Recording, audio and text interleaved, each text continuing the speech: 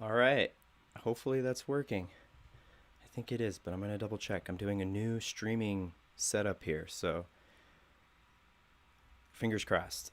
But welcome to Cosmic Origins. This is going to be the first of a weekly live stream series on Fridays at noon Mountain Standard Time.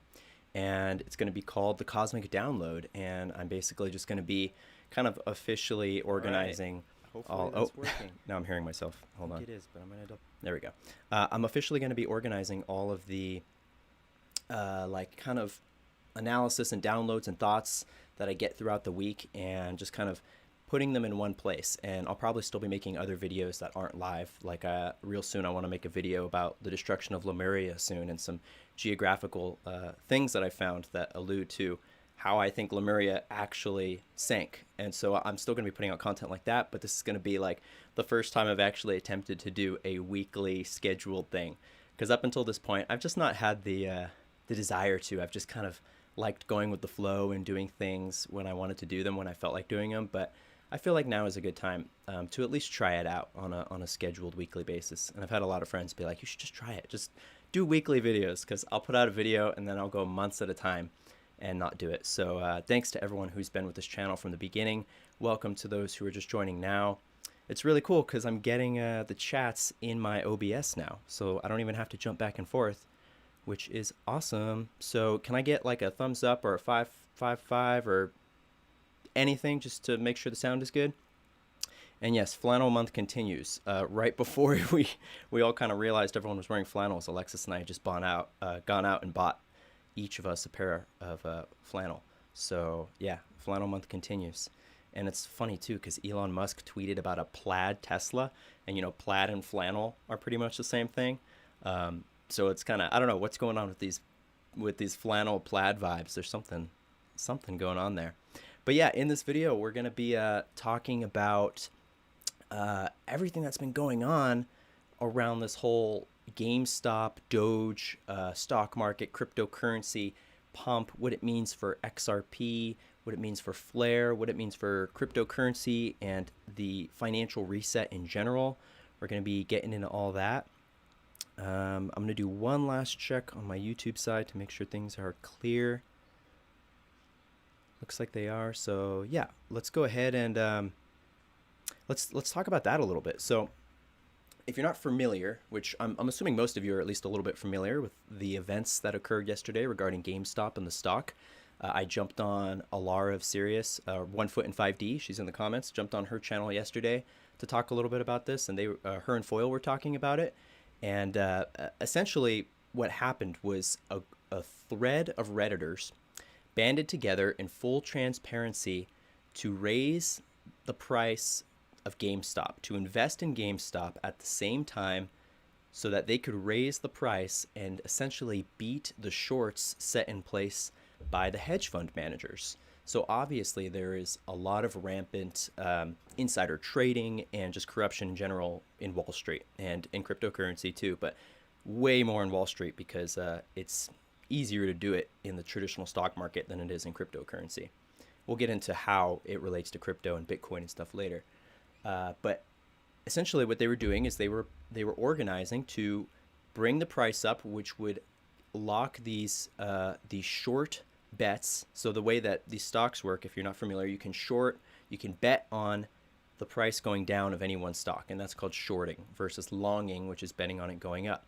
Now, technically, when you short something, technically you have to buy it to short it, right? Because you can't sell something that you don't have.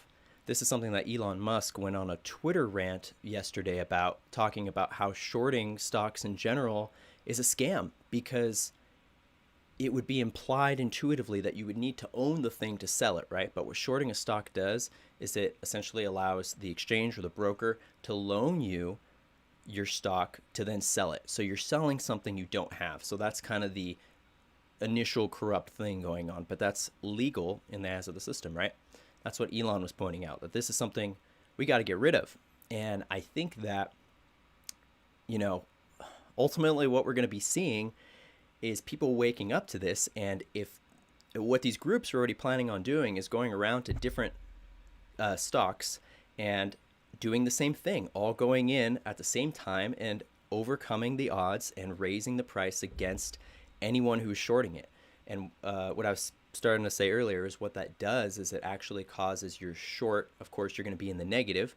So what these traders do so that they don't go infinite in the negative is they exit their short, which means technically they have to buy the stock that they sold, which means that the stock is going up from them selling it back on top of the people buying it in. So you get a double jump. And there's all these different names like the short squeeze, the gamma squeeze, the infinity squeeze.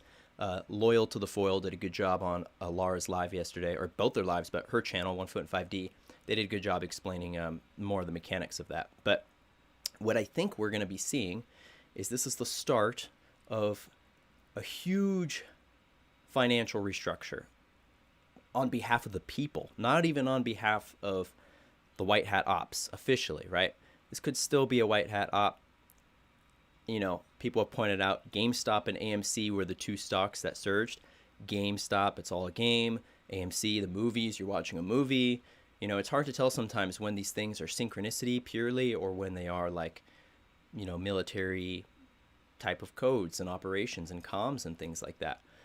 But yeah, I think that we're going to be seeing this happening everywhere because as these groups go around and start realizing they can do this, they're going to start raising the price on all these stocks. And if eventually it becomes at some point a law that shorting is illegal, and you know the fact that the richest person in the world is calling this out and saying that kind of points to that might be the direction we're going, that we're exposing that, getting rid of that, restructuring Wall Street and the stock market and stuff. I think we're going to see everything like blow up in a good way. I think that there's probably going to be certain assets and stocks, and me more on the cryptocurrency side of things, I think that's primarily where this is going to flow into cryptocurrency because that is the most sovereign, decentralized space for this.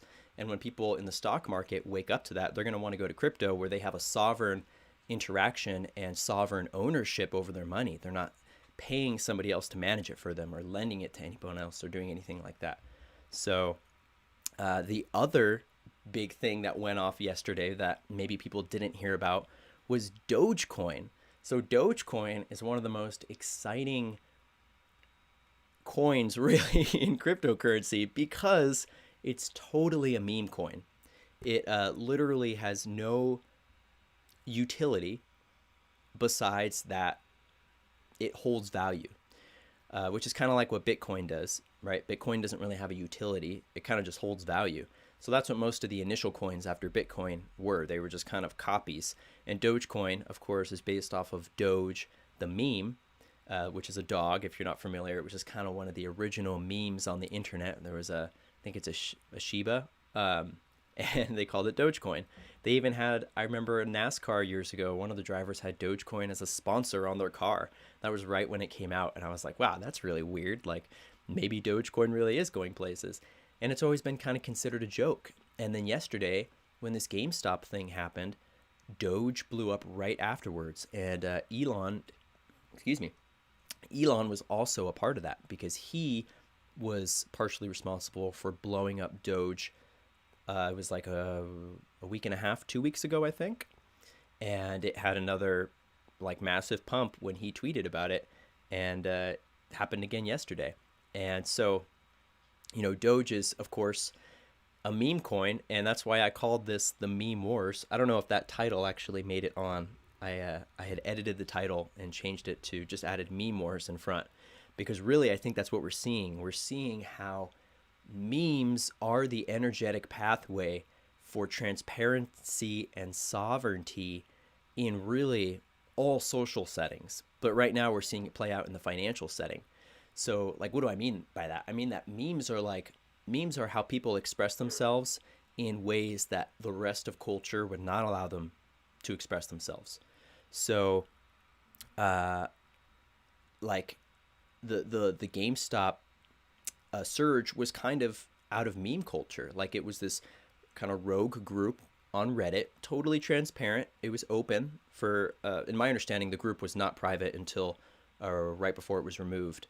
But it was basically because of meme culture that all these people got together and we're like, yeah, let's do this. Let's stick it to the man. Let's stick it to the hedge fund managers. Let's make GameStop, which was $5 a stock back in March, and bump it up to, several $100s. And, Doge, same thing, meme coin. And so we're seeing these examples of memes which have no real utility, right? Playing out and becoming really popular and showing people that even something as simple as a meme coin or like GameStop can have this financial abundance and reset and benefits. So I think that's really exciting. Real quick, I forgot to mention right in the beginning, I'm still getting a lot of flags on my channel here. It's almost like every time I log on, they're flagging an old video of mine from years ago. I don't even know how many strikes I have, but I logged in and they're like, there's a big warning, and I didn't even want to read it. But I want you guys to be able to follow me in the case that they remove me here. So pretty much the only other two places that I'm on right now are Telegram. I believe my Telegram is in the description below, but the Telegram channel is called Cosmic Origins Channel. And then there is a chat called Cosmic Origins Chat, which is associated with that. And I have to send you a private link to that. So if you join the group, the channel, I will send you a private link to the chat group. And then Instagram is my other main platform that they haven't totally banned me on yet. They've taken out 2 of my Instagrams, but not my original one. So on there, I am Jace Deface, JayseDeface on Instagram. And other than that, I'm really looking for like a new video platform to start doing my show on. I'm trying to find like the best, most accessible platform for the community that everyone seems to be flocking to, but nothing is really settled yet. So yeah, if you guys have any suggestions on where I could migrate to, I was looking at DLive, but I know people have already been demonetized from DLive. I was thinking about Hive, but I don't know if Hive allows live streams. So yeah, if you guys have any recommendations, please let me know. Jump to the chat real quick. Hey, Alara, I'm going to make you a mod. Hopefully I can do that here in... Oh, I can't do it on Streamlabs. Okay, I'll have to do that. I'll have to do that over on YouTube later. YouTube Fearless, I'll make you a mod. What's up, Fearless? Hey, Mowgli. Hey, Joyce. Good to see you guys. Miwi? I know my dad keeps telling me to get on Miwi. Does Miwi actually do live streams? I know that they're also paid, so that's why I was kind of like hesitating, but at the same time, when products are free, that's when you're the product versus the product. So maybe it is better that we pay for a platform that we actually do trust and support. And maybe MeWe's the one. I've been on MeWe for years, never really used it. But yeah, maybe that'll end up being the one. Gab, I've been trying to go on, but it's just like so slow every time I do it. The servers have been full. I honestly haven't tried in like over a week, so maybe I should try again. But yeah, let's see what else is on my list here. So, oh yeah, so the other thing I wanted to talk about. Okay, we're going to be, of course, talking about how this pertains to crypto. Really, like I said, what we're looking at is the start of this happening on a much larger level. And the money from this will be flowing into the crypto space no matter what. And on top of that, crypto is going through, we're entering what is called alt season. Alt season is the name, is the slang given to the season, the time of year or years when the altcoins, which are anything that is not Bitcoin is an altcoin. They are the alternative coins. They have their season of bull runs after Bitcoin does. So Bitcoin is kind of seemingly peaking out at its bull run season. Bitcoin topped $42,000 top, and that was up from 6,000 back in, or maybe it was even 4,000 back in March when we had the crash. And that's when I started first getting really into crypto, and it was a good time because we had the crash and I was able to kind of experiment without like losing too much money. But I definitely still lost money because I was doing just like leverage trading and other kinds of risky trading that were just, working with these groups, these exchanges that don't have your best interest in mind, that their intent is to rob you of your money, basically. And I learned that real quick. And now my strategy is pretty much just accumulation and not trading anymore. Doge to the moon, says Foil. Yep. Gab is way better now, very popular. Okay, I'll have to try it out, Eric. I will definitely get back on there. Tuning in from work, excited to hear what's going on. Awesome. Pleroma, love that name. Private, you own the content, maybe. Oh, that's good. You own, okay. I will have to look more into that. So yeah, so what's really particularly fascinating about Doge is that not only did it have this pump right after GameStop did, we were already expecting alt season to come. All the cryptocurrency analysts and the real financial advisors.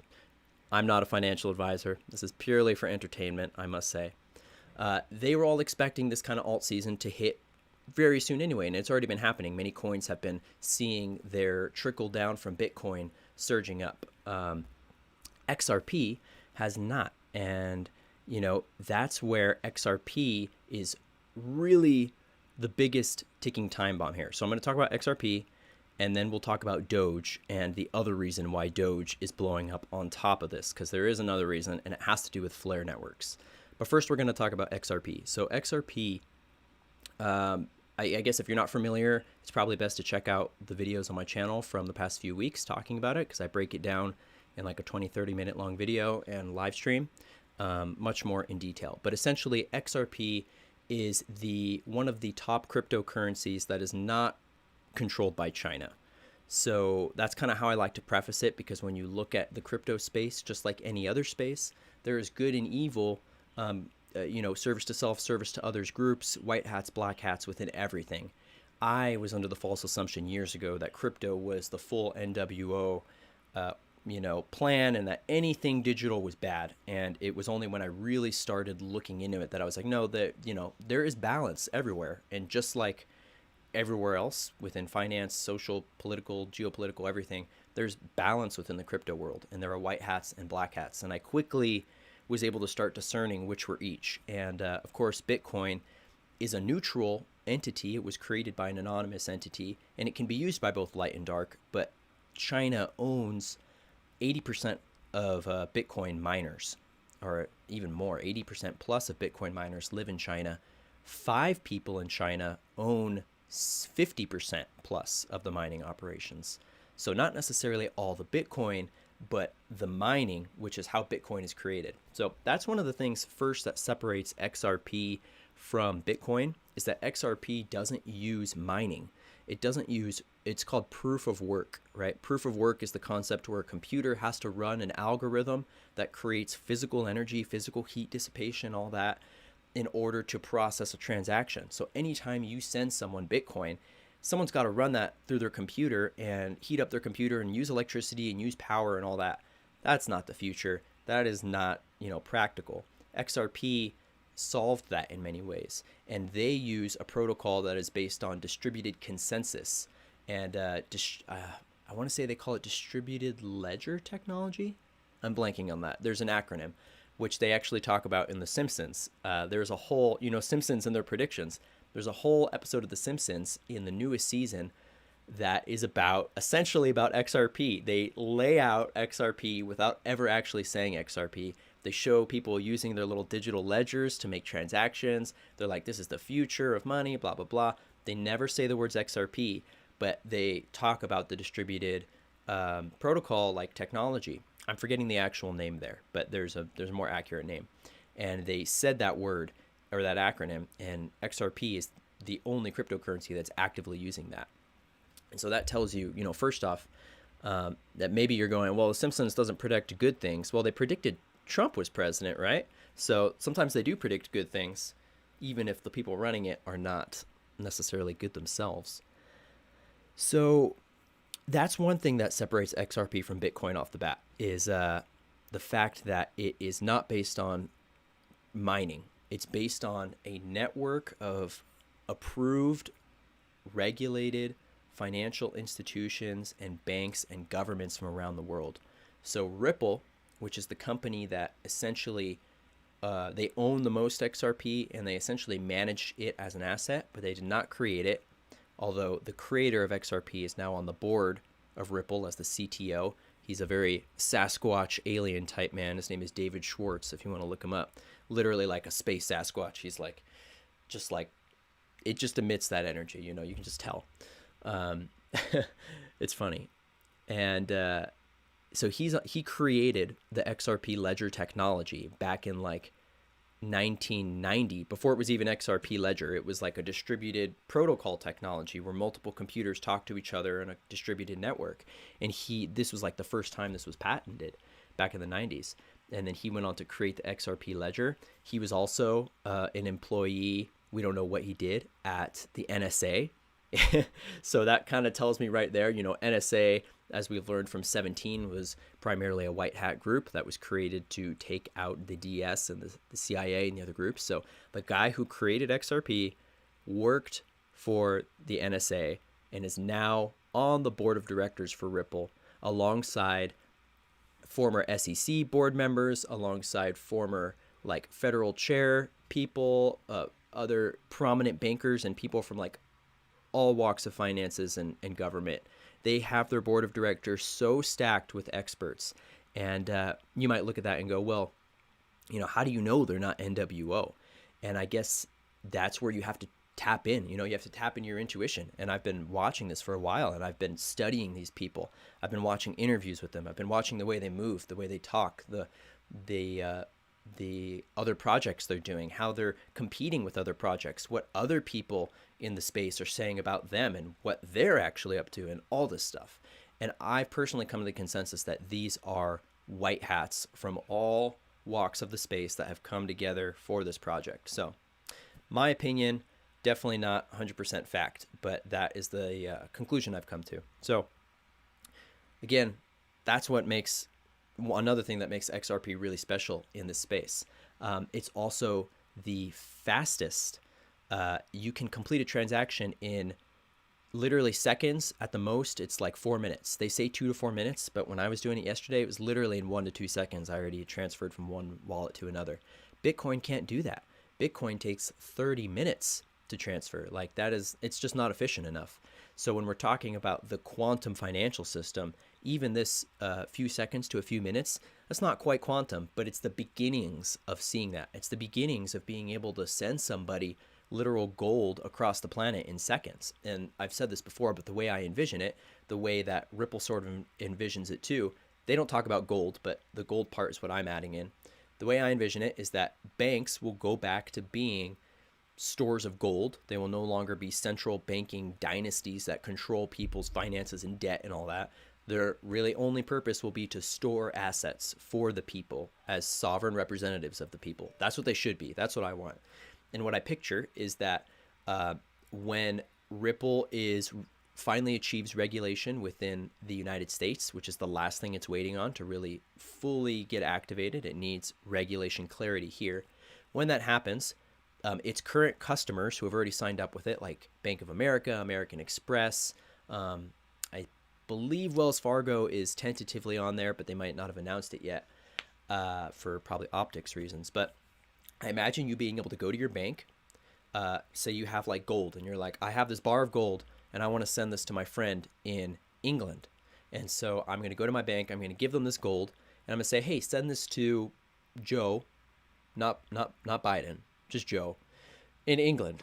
And you're going to give them the gold, and they're going to take the gold, put it in their reserves. They're going to transfer it to probably digital gold, and then that will get transferred to the bridge asset XRP, which is now in this scenario, it is the international bridge asset that all international currencies will work through in international transactions. That is Ripple's goal, to be the world's, to have XRP be the world's reserve currency. So that's where I'm getting this from. So you'd be able to do that. They would transfer it to XRP, send it to England in, seconds to minutes, and then your friend Joe in England will be able to pull out his gold from that bank's gold reserves, and all of a sudden he's got gold in his hands that took just like a couple minutes to figure out. And that's where I see things going. That's how you could literally send gold like quantumly in a way. And of course there will be like digital gold, and there already is digital gold coins that are pegged to the gold standard, or pegged to the price of gold in any moment. So that's kind of where I see things going. So, okay, so I laid out the utility for XRP, right? It's one of the biggest things in crypto. is that versus stocks or coins like Bitcoin, which only serve as stores of value, I personally am choosing to invest in currencies, cryptocurrencies that have utility outside of store of value. Now that's really important because store of value is cool, right? Like store of value, of course, is great. We all want to store of value. We all want to see appreciation of our store of value.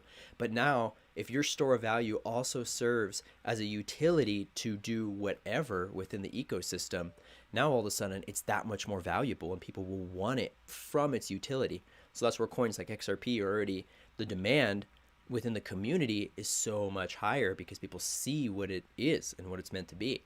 Now you might ask, okay, why is it not taken off yet? Like, why is the price of XRP still so low? Right now it is 28 cents, right? Compared to Bitcoin, which is 34,000. So you're like, okay, well, if it really is that much better, why is it not taken over yet? And one, like I said, clarity within the US has not been achieved, although 95% of XRP users are outside the US, so they don't really need the clarity. But the clarity within the US will be the final domino, in my opinion, from what I see, that will cause the chain reaction that'll get the system really online and live. Because, of course, the US is the backbone of this entire revolution the world is going through. So just like with finances, it's going to depend on what the US does. And so you have all that demand, and then you have the DS on the other side, the dark groups, the dark old banking financial systems, which are trying to do everything they can to make XRP look like the most worthless, scammy thing that is out there, that you wouldn't want to buy it. And so they're doing that with media propaganda. They're doing that with all sorts of stuff. They're doing that with over shorting of the market. So XRP, from what I've heard, is the most heavily shorted, not only asset in cryptocurrency, but asset in the market, the most heavily shorted asset in the market. Which, what does that mean? Well, if you look at GameStop, we were talking about how because GameStop was heavily shorted, that's the reason that it took off so quick, because this group of people, this community, decided to band together and use their powers of sovereignty and transparency, did nothing illegal. They transparently decided, hey, each of us as individuals, we're going to buy at this time so that we can raise the price. And it worked. And it triggered the shorts and it caused the price to go up. So you have this community, the XRP community, which has been fighting so hard against the DS and these dark groups for years, against these banking cabals, and trying to expose it. And to me, it's all part of the plan. It's so intimately crossed over with 17 and what's going on. And the Ripple Riddlers like Mr. Pool and BG123 and Architellect and there's probably like at least half a dozen core Ripple Riddlers and then a bunch of fake ones, right? But the actual Ripple Riddlers are, to me, part of the same overlaying umbrella as the 17 project. And I'm seeing this play out synchronistically across the space. Like, I'm seeing the patterns in both places. And the people in the XRP community are like 80%, 90% fans of 17. Not everybody, but the people that are super into it, the people that are into the Ripple Riddlers, those are the people that are also into 17. So that tells me that there's this collective consciousness building there that already is connecting this. I haven't seen a single case of the opposite. I haven't seen any pro XRP community Ripple Riddler type of people who think 17 is not legit. So it just shows you the crossover that's already there. So on top of this, the market is so overshorted, right? You have that, and then you have the fact that the SEC super shadily sued Ripple the day before SEC Chair Jay Clayton left his office. The day before he stepped down, he dropped a huge lawsuit on Ripple alleging that for the past 7 to 8 years that they have been distributing unregistered securities. That is the main core of the lawsuit. So what they're trying to say is, again, right, what this represents is the DS trying to do everything they can to make it look like Ripple and XRP are not legit, that you don't want to buy into them. Be afraid of this. Don't do it. That's what they're trying to say. And so the last day they sue them, and then what happens is, let me explain the securities thing a little more. So they they say that it's a security. And of course, a security is a stock in a company. Like you have a security in that you have an investment in a company. And they're trying to say that XRP is a security for Ripple. And it couldn't be further from the truth. One, they weren't even created by the same group. Like I said, David Schwartz, who created XRP, who worked for the NSA, that was way before Ripple was ever a part of them. They were like, I don't even know if Ripple was a company at that point. They might have been kind of in the works, but they were not connected officially in any way.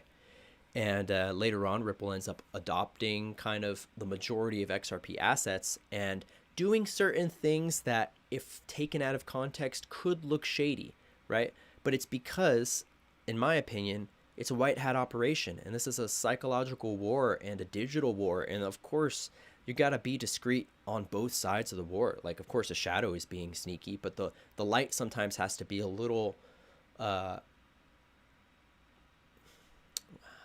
like hidden, maybe, in sometimes in their intention towards the dark, or like at least what I'm observing play out on this earth plane right now. That's what I'm seeing, is that some of these light groups like 17, right? They can't be 100% transparent, because if you're 100% transparent in your intentions as the light towards the dark will take that over and manipulate it and take it as ownership. Basically, they'll just completely control you if you're 100% transparent.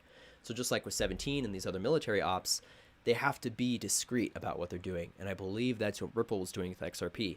There were certain sell-offs that were happening. There were Ripple was selling to big investors at a cheaper price than XRP, XRP was on the free market, which is another thing in the lawsuit. But it's no different from me going, hey, XRP is almost 30 cents right now. I'm going to sell it to you. I'll sell you my XRP for 15 cents just because I like you and like I want you to benefit from the space and I think you're going to do good stuff. So I'm going to give you a discount on my stuff.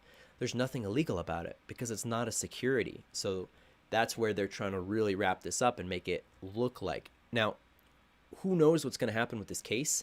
It doesn't happen until 2/2/2, which is another funny synchro. February 22nd is the first hearing for Ripple and the SEC, and we'll find out. Like, I think it's all part of the plan, and I would expect that they're either going to rule that it's not a security pretty fast, or it's going to create a whole new branch of financial regulatory clarity for this space and create a whole new standard for cryptocurrency and the market. And I honestly see that as being the more likely one, because I think even though on the surface it looks like, you know, the DS and the shady people at the SEC were like attacking them, I still feel like this is all a white hat op in a way. Like, it's all controlled. It's all part of the plan. But maybe that's me tapping into the most high divine timeline aspects of this and feeling like it's all going to be all right. But on the 3D, it is playing out more duality. But either way, I feel like it's like I feel very secure in this personally. And so ultimately what ended up happening, take a sip of my cacao real quick.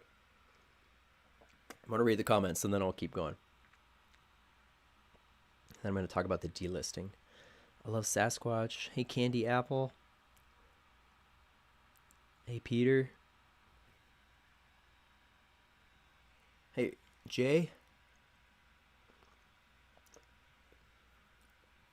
Angelito. All right. So, as you probably heard with GameStop, what happened was Robinhood, who the majority of investors were purchasing their GameStop stock through the Robinhood app. Robinhood, as we've learned now, if we didn't know before, is definitely one of these dark groups, because they totally, or at least controlled by these dark groups, they totally delisted the GameStop, and I think other stocks as well. I think they also took off AMC, but I might be wrong about that. But they took off GameStop. And it's funny because I downloaded the Robinhood app just to check it out, because I'm like, I just want to go like study this space and look at what people are doing. I'd never had an exchange for official stock market. I've only worked in crypto. And as soon as I downloaded it and gave them all my info, I read that they had delisted it. And I was like, dang it. Like, I just gave you all my personal banking info so I could, you know, because that's what they require. And I was like, well, maybe it's just spirit getting me in so that I can be a part of whatever class action lawsuits happen, because now I'm officially registered with Robinhood and I can say I couldn't buy GameStop, and now I'm a part of the class action lawsuit. I don't know. I don't really care about that, but I think it's kind of funny. So just like Robinhood delisted GameStop, which got people pissed and woke up a ton of people, this has already been happening with XRP for the past month on like a huge scale, like relatively, like even though the GameStop and Robinhood thing were larger in terms of the public's eye, as far as the enormity of the pressure on the market, XRP has been going through this times 100. Since the SEC lawsuit, almost every single US cryptocurrency exchange has come out and said that they will no longer be selling or supporting trading or anything of XRP. They kind of differ on their particular terms for exchange. Like some will still allow you to hold it, others won't allow you to hold it. Others are like, you basically need to remove it now because we don't.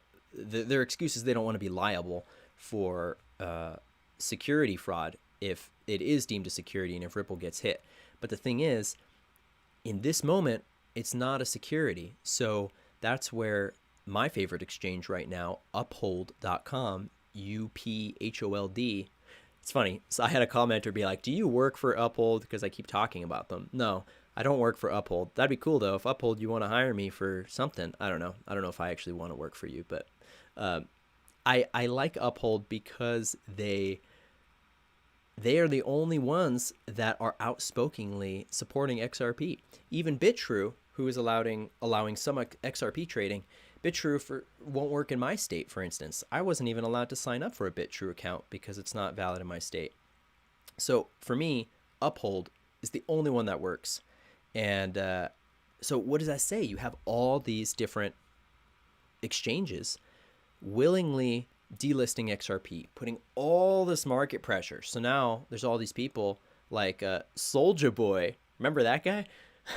He tweeted out the other day. I don't know how I saw this, but he tweeted out, how can I buy XRP? Because he was trying to buy XRP on Coinbase, and Coinbase doesn't allow it anymore. And of course, Coinbase is, to me, one of the biggest cabal exchanges out there. It's like the Facebook of the crypto space. I don't know. I see them as, like, for some reason, very overlaid entities. And of course, Facebook tried to get their Libra coin going. That was supposed to be the one world currency, Libra coin for everything. And Libra coin was going to be a big challenge to XRP. I mean, like for Ripple, like that was kind of competition between the dark and the light, the way I saw it. Libra hated XRP and Ripple. And of course, Ripple didn't like Libra because it's the one world new order currency. And so eventually Libra was, I don't know exactly what happened, but the project is not live anymore. It's been killed. And yeah, just to point out the differences between these two, like I said, Libra was meant to do everything. It'd be like you go to the store, you pay in Libra. You go to, your bank, you give them Libra. You go to whatever, like Amazon, grocery store, Disneyland, pay in Libra. XRP doesn't work like that. Even though XRP is seen as they want to be the world's reserve currency, it's reserved like gold, which is why me and a lot of other people think it will actually be backed up or linked with gold. May or may not, but think about gold as the reserve currency. You don't trade everything in gold. I mean, you could, like we could go back to trading coins in gold. I thought that was maybe a necessary timeline for a little bit, but I think that we're not needing to go back to, like, say, that primitive yet. I think that we're on a better timeline where we can use the technology to our advantage now instead of against us. That's how I feel personally. And so gold, as the reserve currency, you still pay with other currencies. Like, it's a bridge asset. So XRP is what I think is going to be the world's biggest bridge asset. And so that being the main difference, XRP requires an entire ecosystem of other currency. It requires essentially that other currencies be working with it in tandem, in community, as like an ecosystem. So it's not about which is the one coin that'll win, right? Because that's kind of what Bitcoin wants to be. And that's why Bitcoin has been taken over by the dark groups, because of its sovereignty, and that sovereignty being a virtue, but it's also a sovereignty for the dark. So Bitcoin, the dark wants that to be, I think I think they still don't totally like it, but it's like their backup one world currency, if you know what I mean. Like they're controlling it just in case that their timeline doesn't totally play out. They still have control of Bitcoin. So yeah, that's how I see it. I'll go to the comments real quick. I know I'm like going through a ton. I'm just kind of cosmic download, you know, it's just coming out of me.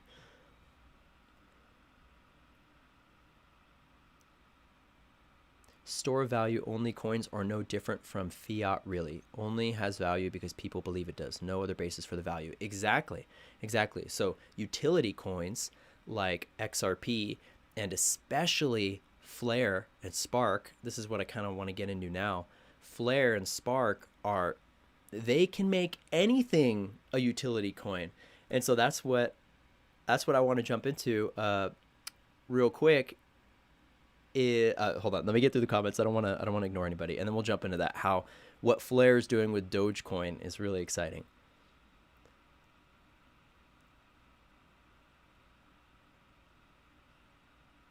Will you be discussing XLM? Yeah, I'll talk about XLM for a little bit. I don't know a ton about XLM. I haven't been as called to deep diving it as much, but I know that XLM is essentially a sister or brother currency to XRP. They have been, as far as the price, they've been pretty much spot on with each other for months, and they kind of go on and off from being synced with each other, but right now they're pretty synced. And XLM is like, well, it was created, in my understanding, I forget the guy's name, but one of the people who worked on the XRP ledger, I may have this wrong, it's Jeb McCaleb, I forget his name. Maybe one of you guys can tell me. I don't remember if he worked for Ripple or XRP, one of the two, but he created XLM. So there is a crossover there. And XLM stands for, or I should say XLM is the Stellar Lumen coin. So this is another one that intuitively when I saw it, I was like, ping, yeah, like XLM is going to be a big one too. Their logo is literally a planet. Or a star or something. It could be Saturn, which I know is like, oh, Saturn sketchy, but I don't get the bad vibes from it, right? There's still a good aspect of Saturn we can tap into and take over sovereignly. That's my belief. I'm not giving up Saturn to the dark, okay? You can't have Saturn. We want Saturn back.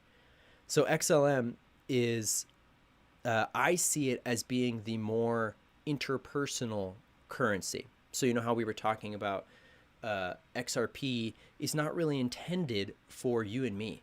It's not intended for retailers. It's an institutional bridge asset that is intended to be used by large financial institutions for international and local transactions.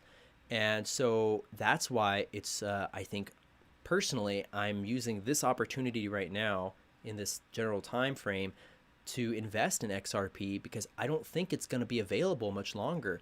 I mean, even just with all the delistings and stuff, who knows what's going to happen with this SEC case, but I see it as a very likely possibility that people like you and me won't be able to buy XRP anymore. And that is a good thing. Well, it's good for XRP holders because, you know, the supply goes down, which means the demand goes up, which means the price goes up. But ultimately, it's good for the world too, because like I said, it's not intended to be like what you pay with at the store, but you could pay with it if you have it, because it will be accepted everywhere, in my opinion. But XLM is what I see as being the more privately traded currency, and some have likened it to gold versus silver. Some people have said XRP is going to be like gold backed, and XLM could be silver backed. I don't have any like logic or data to back that up, but intuitively that rings really strong with me. And so I see XLM, Stellar Lumen, as being like the more like what you could pay with at the store.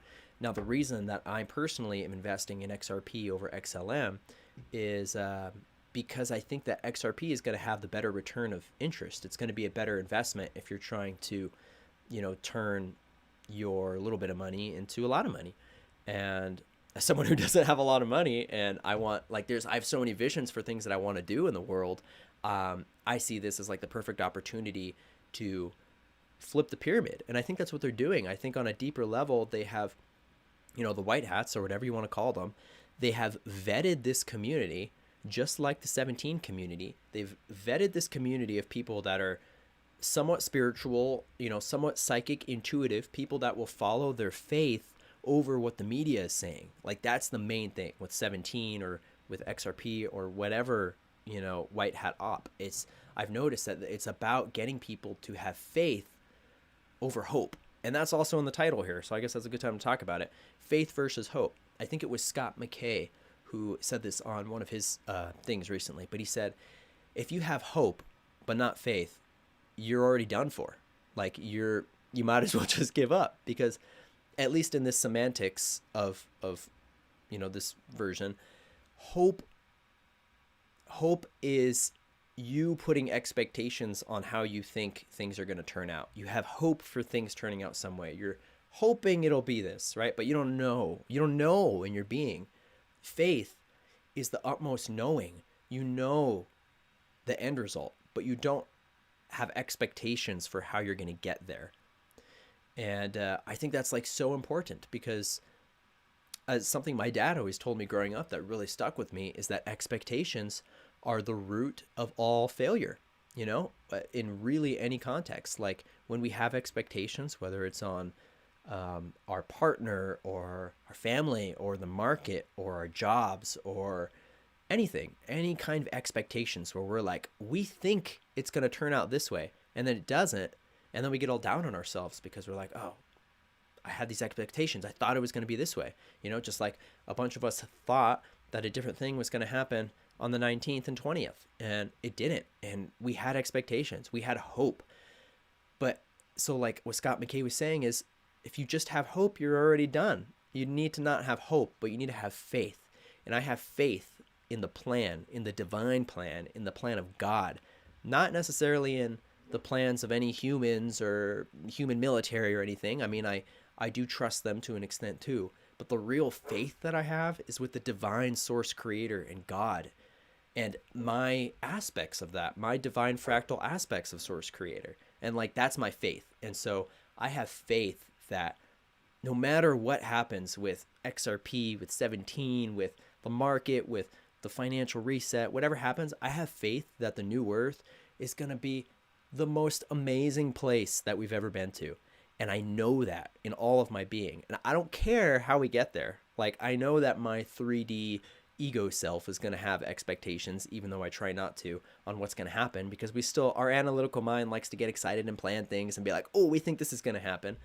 But I have the utmost faith in my being that the new earth is coming. I didn't come here to go on some dark timeline. Like, that's not what I came here for. I came here to, I think we came here for a lot of reasons, but to experience this shift.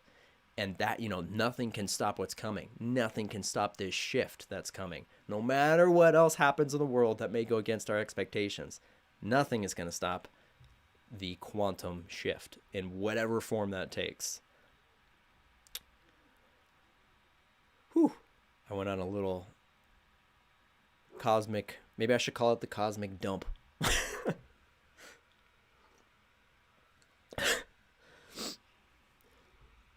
Saturn Prime.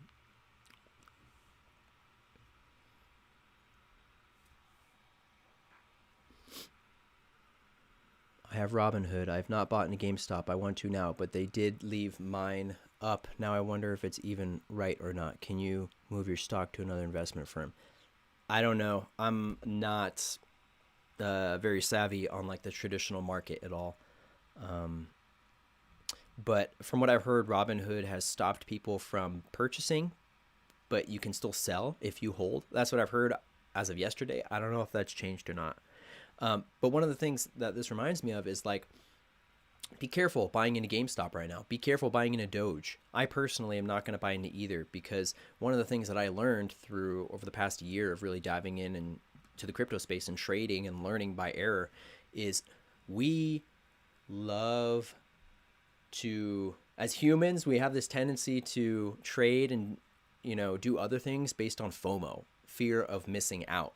There's this emotional thing that happens where we see a giant green candle, on the market, and we go, oh my God, it's blowing up. And the entire internet says that it's going to happen this way. And we have these expectations. And then, the people that already made their bank are selling now because they're like, yeah, I made 2,000, 3,000% profit. And now I'm going to take my money and dip.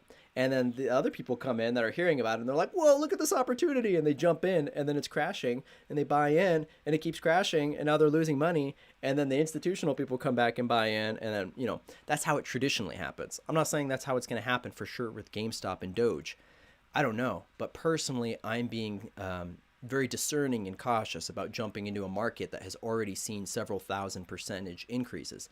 That's why I personally am heavily invested in XRP. That's pretty much the only thing I'm really investing in because, I mean, a little bit of XLM, but not much. But XRP I see is not only does it have the utility, it has the pressure, the most market pressure out of any asset out there. It hasn't already done its thing, and it's not going to be something that you need to sell. You never have to sell. You can hodl, as they say in the crypto community. You can hodl it forever because if XRP becomes what Ripple and the white hats want it to be, it will be the world's reserve bridge asset. And so you will be able to pay for pretty much anything in it, or at the very least go to the bank and get like gold out. But you won't need to worry about selling it because the utility of it will maintain the price. And that's the thing versus like GameStop or other things. GameStop doesn't really have utility. Like it's just I'm trying to fix my mustache here. It's just the store of value of the stock itself. And so like XRP and XLM and other coins, you have the actual utility, the vested interest of the entire market maintaining the value of it. And like people aren't going to want to sell because they don't need to.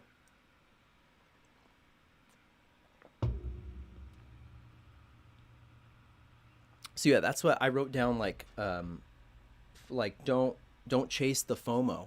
And there's a great channel called the Blockchain Backer who like really taught me that really well. And Blockchain Backer has a fantastic XRP cryptocurrency chart price analysis that is very balanced, and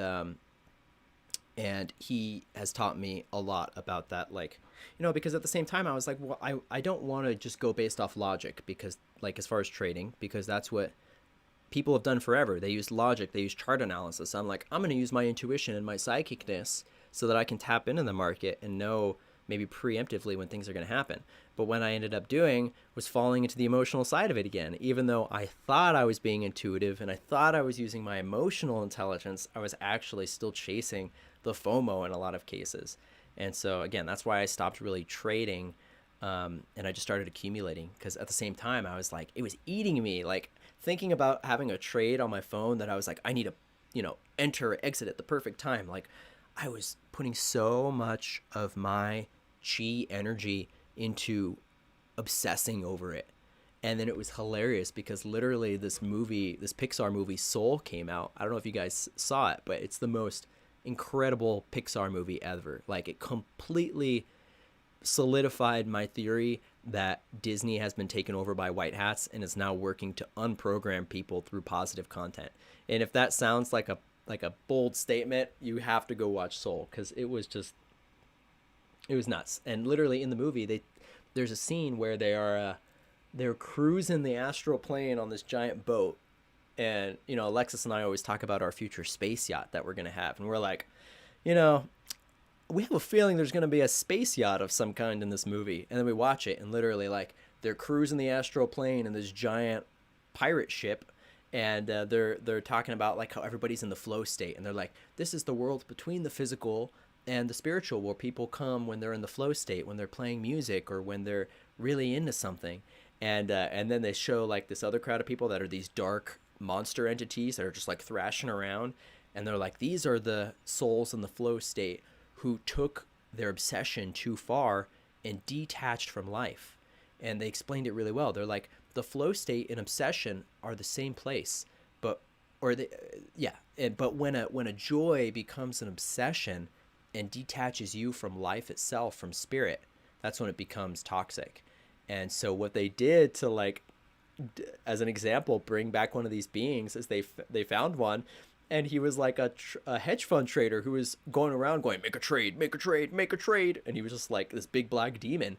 And they got out their little like sound healing instruments and started doing a dance around them and playing their instruments. and he like starts to melt all the shadow away from him, and it's just like this, old guy in a chair, and he's like, make a trade, make a trade, make a trade, and you can tell he's so scared. And then it goes back to his human body, and he's like a hedge fund manager with like a bunch of screens, and then he has this awakening, and he like jumps out of his chair, and he's like, it's all a lie, it's all a lie, nothing's real, and he starts like breaking all the computers and running around. And I was just like, oh my god, like how could this be any more synchronistic? It was like the day before that I was like, okay, no more trading, I have to just accumulate, because the trading is not good. But yeah, Soul, if you haven't seen the movie Soul, it's on Disney Plus, and I'm sure other places. It was fantastic.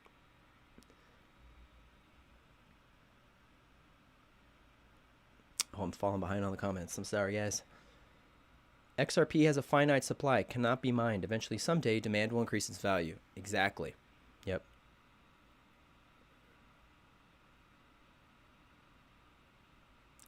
Jace, please give us an example of something you would like to do to make the world a better place if when XRP gives us moon money. That's a good question. I have been really envisioning creating a sanctuary. Like a starseed sanctuary, but not just for starseeds, but that kind of energy, a sanctuary of healing where people can come. And maybe in the beginning, it's more of a place where people come to visit and heal, but then eventually I see it, or an aspect of it, becoming community-based living, where people come to the sanctuary, they realize the level of embodiment and empowerment and connection with nature and love and spirit they can have, the kind of life they can have without all of these toxic things. Take that back with them and implement that in their lives. And then if they want to make that leap of faith, I want to have like a community where people can live like this. And it doesn't mean living poor. It doesn't mean living in like mud houses. No, like amazing. Like I'm talking golden pyramids, like what humanity deserves. I picture that being the seed, and then whatever that involves into, because right, I'm trying not to have expectations like I was saying, but I have the idea that's being birthed in me. And yeah, it centers around a sanctuary for people and animals and really life, where life can come together and reflect source in one of its most purest forms in the physical. That's what I want to create.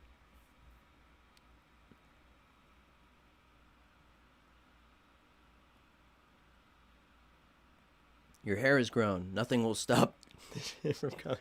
Nothing can stop what is coming. It's just going to keep growing. Every time my hair grows, it like does new stuff. It's like new hair. Like it starts curling in different ways, and like I've been getting these like really thick curls lately. I'm like, whoa, that's pretty cool.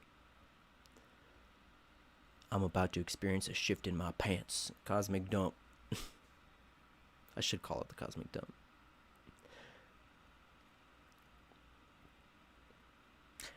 Eric said, I really liked Alara's comment on yesterday's show that Trump was starting to get idealized too much, so we get a bit of a reset on that before moving forward again. Totally. I think that was part of this, like, expectations that, even those of us that were in the 17 community and following that stuff and following Trump have a lot of distortions. And I think that this was, whether it was part of the military plan, it's definitely part of the divine plan, because everything is part of the divine plan. Every bit of darkness is a part of the divine plan. And, whether this is legit darkness or just the illusion of darkness, I'm thinking the latter. It's necessary. It woke up a whole group of people that didn't think they maybe had more to wake up to. And I know a lot of us, especially the people here, like realized that, like probably weren't as deeply tied into that, vested, like the timeline is going to be exactly this. But even I thought like the 19th and the 20th was going to go way different than it did. And that was my fault for having expectations. So yeah, it was healing for me. It was healing for, I think, a lot of people to go through this. And now I see it from a whole new perspective. I'm like, wow, this is really almost necessary. Like, can you imagine if these mass handcuffings, we'll say, happened when Mr. T was POTUS? It would have looked really bad for people that weren't on our understanding of things. It would have looked like a dictator taking over to people who were in that state of fear and concern. It would have been really hard to balance, because it would have created so much polarity in a way that I think was not beneficial to the population. And so I think, we have this strange sense of peace now.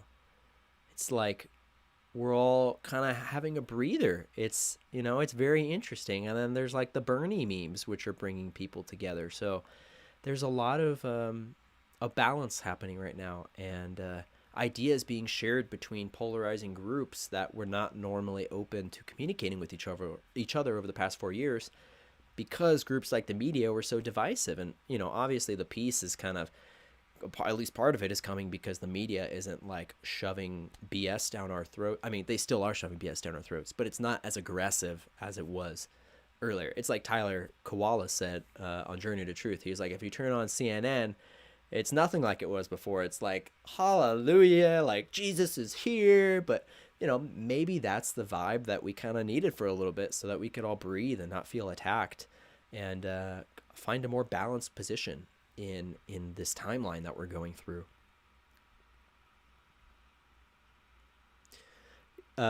Alexis Ascension Diary said, my first investment is Uniswap because the pink unicorns told me to.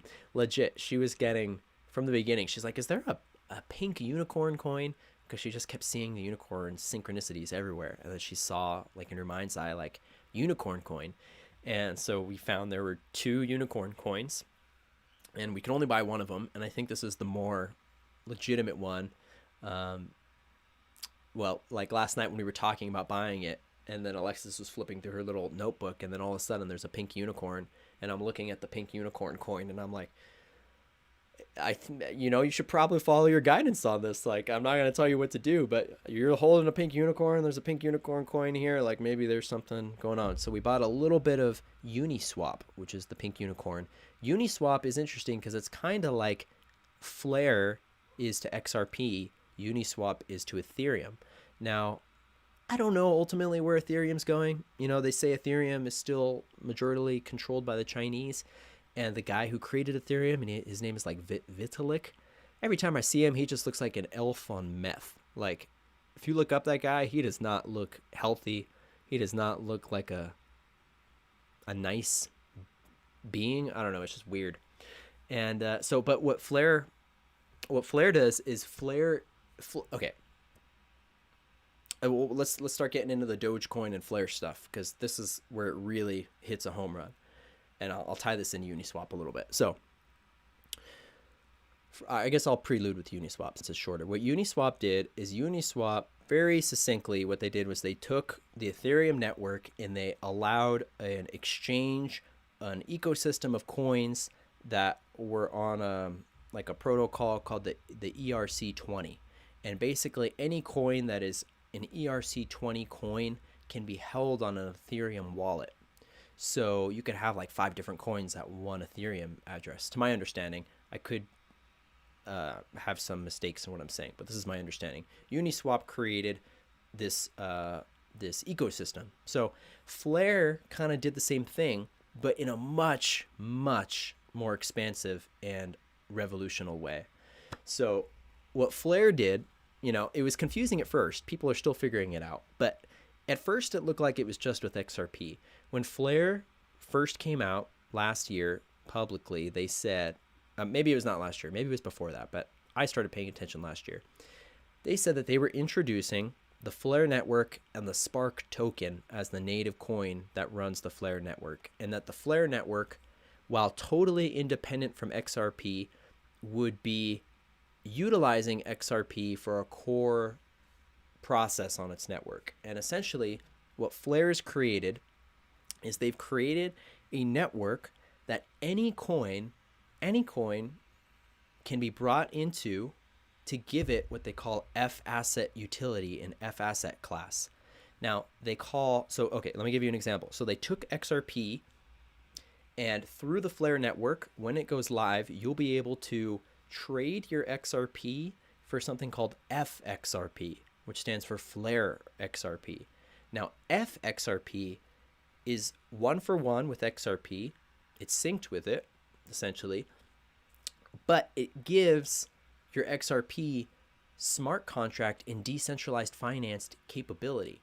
So DeFi is a huge thing in the cryptocurrency. This is something that confused me for a little bit because I was under the assumption for a while that all cryptos were decentralized, right? It comes down to semantics. Most cryptos are decentralized in the way that we would generally think about the decentralization of finance and power and all that. XRP is, while it is like decentralized, right? Like it works off these nodes in this Ripple network. It's not technically DeFi. It's not decentralized finance. What decentralized finance implies is that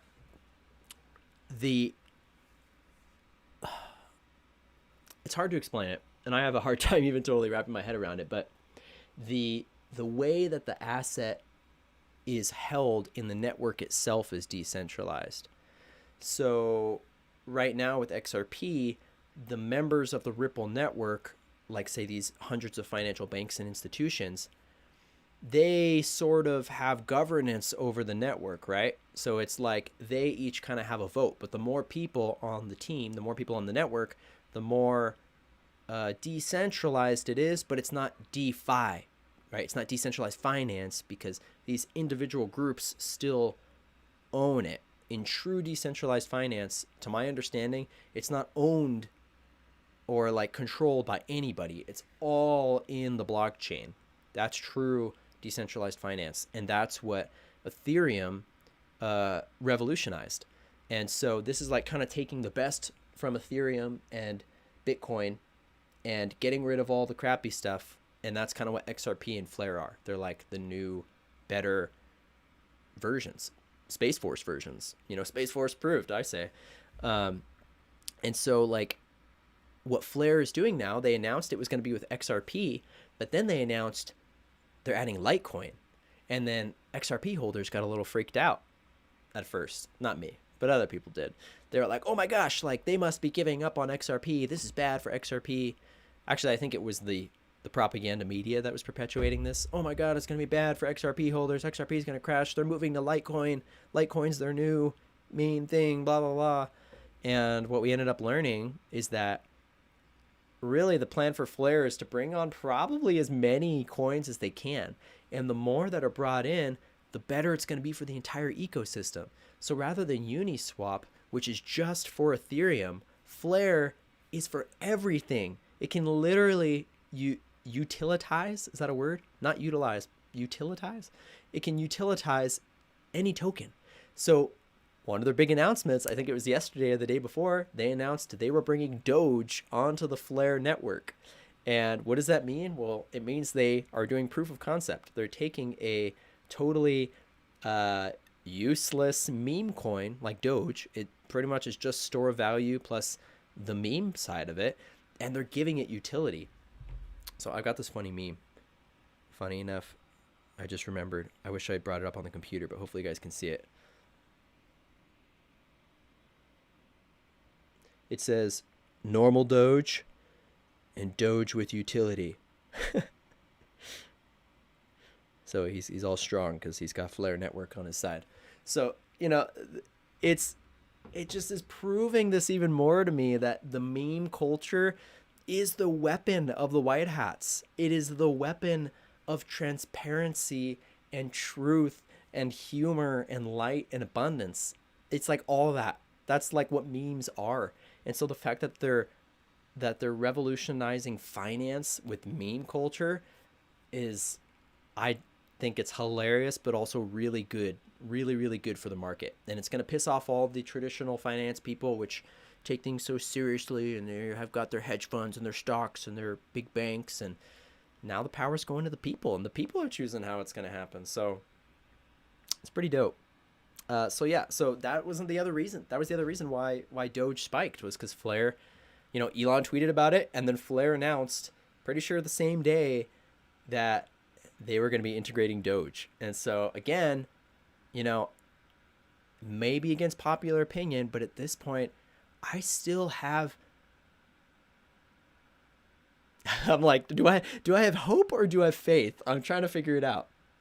I don't have faith Elon is a white hat, so I guess I have hope, because ultimately I don't care, because ultimately the new worth is coming no matter what. That's my faith. I guess it's more I have speculation because I don't even really have hope. If he's not a white hat, it doesn't really matter to me. But my intuitive guidance is telling me that he is a white hat, and that SpaceX is essentially Space Force that was a special operations unit of Space Force that was launched before. Oh, and I just heard a ding, which is my synchronicity. Special operations unit of Space Force that was launched prior to the actual launch of Space Force to help revolutionize the aerospace industry. This is something I was like super intimate with. This is how I woke up. I mean, you guys probably all know, like I was in aerospace engineering. I went to big aerospace school, one of the biggest recruitment schools. I didn't actually finish my degree. I got to my 4th year and I was so miserable. I was the president of the Aerospace Society. I would have had like a year, 2 years left. And I was so miserable because I was going through my awakening at the most intense stages. And I was seeing the lies. I saw all the lies and I hated it. I couldn't give my life up to these dark forces. And but I was so grateful that I went through the opportunity to see it, and it woke me up. And it was like my professors that worked on like the TR3B and stuff that were showing conspiracy videos in class that woke me up to that. And then I was president of the Aerospace Society, and I got to go to like Vandenberg Air Force. Oh my God, there's a hummingbird literally looking in my window right now. That was awesome. He flew up to the window and he's just staring. That's a good synchro too. I was president of the Aerospace Society, and I literally got to go on the base with the Air Force people and watch the rockets launch sometimes. And I was watching the biggest rockets they have, like the Atlas 5, Atlas 4, were being launched by the NRO with ULA, which is the National Reconnaissance Office, which you've probably never heard of unless you know this stuff. They're one of the big 5 intelligence agencies with the CIA, the NSA, the Geospatial Intelligence Agency, and I forget the other one. But they are essentially the space NSA or the space CIA. I'd say more CIA because I did not feel good vibes from them. This is the people who were putting up the mission patch of the octopus over the earth and the owl that says "We own the night." That's the NRO. Which reminds me, I want to show you guys something. I was going to make a separate video about this, but I might as well just pull it up now. I want to show you guys with the NRO mission patches. There was this, one of the most recent missions, I believe it was mission 111. The patch just blew my mind. Let's see if I can pull it up. Okay, let me jump over to internet. There we go. Okay, so these are the mission patches for the NRO. Take a look at this. Does that look friendly? I don't know. That doesn't give me the best vibes. 3 snakes taking over the earth, dragon things. A lot of like, controlling dragon, Draco type symbology. A lot of like taking over the earth. There's some weird ones like this one, Great Bear. This was their logo, this one that says "We own the night." This is like what's on their actual headquarters office. I remember Stephen Greer talking about that back in the day.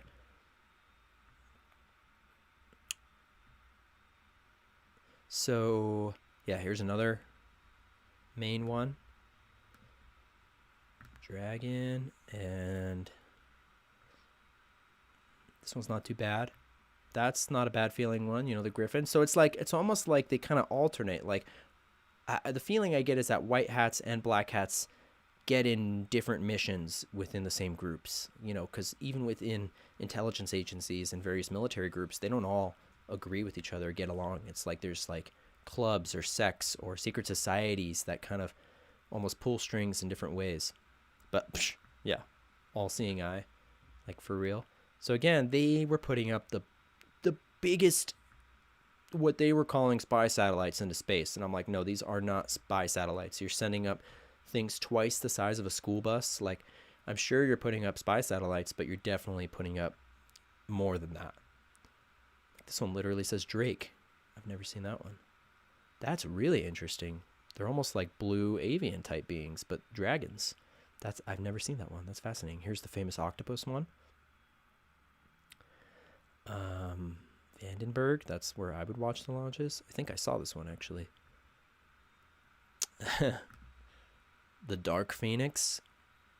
Vandenberg was a sketchy place, let me tell you. Having gone to Cal Poly and gone to Vandenberg in California, Vandenberg was one of the main secret space military bases, Air Force bases. There was a lot going on underground there.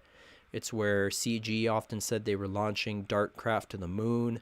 A friend of mine who was so really not into this stuff or wasn't into it at the time, he saw a triangle craft launch from there that like took off into a blue mist at like 1,000,000 miles an hour.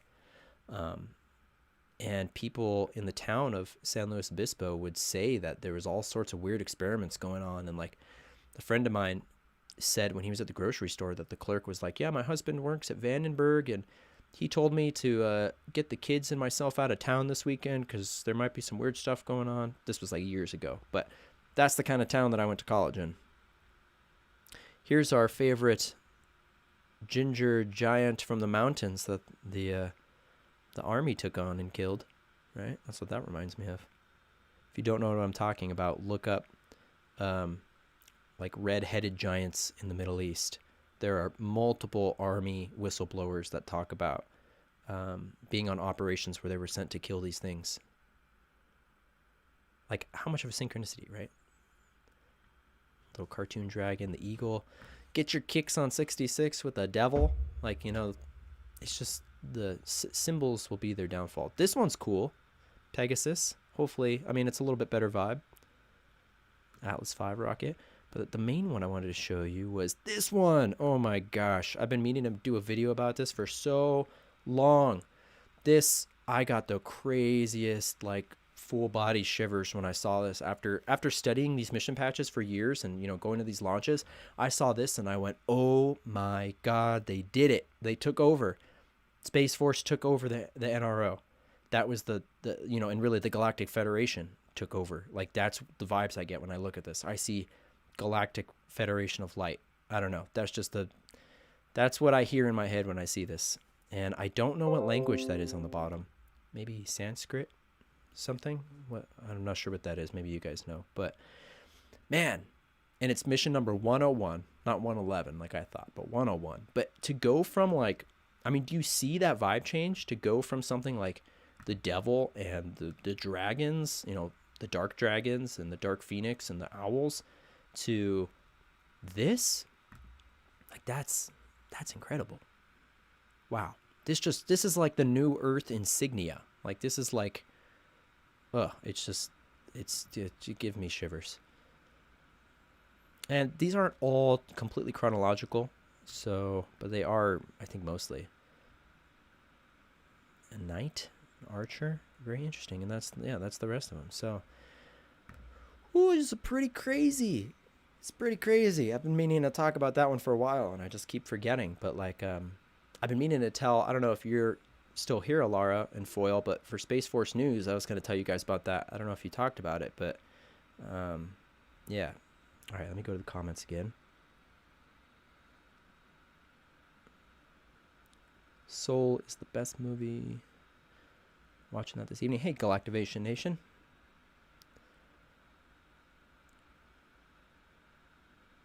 I'm sorry, but those Bernie memes are just not funny. I think they're funny. Some of them. They're not all funny, but some of them are pretty funny. They gave me a good laugh.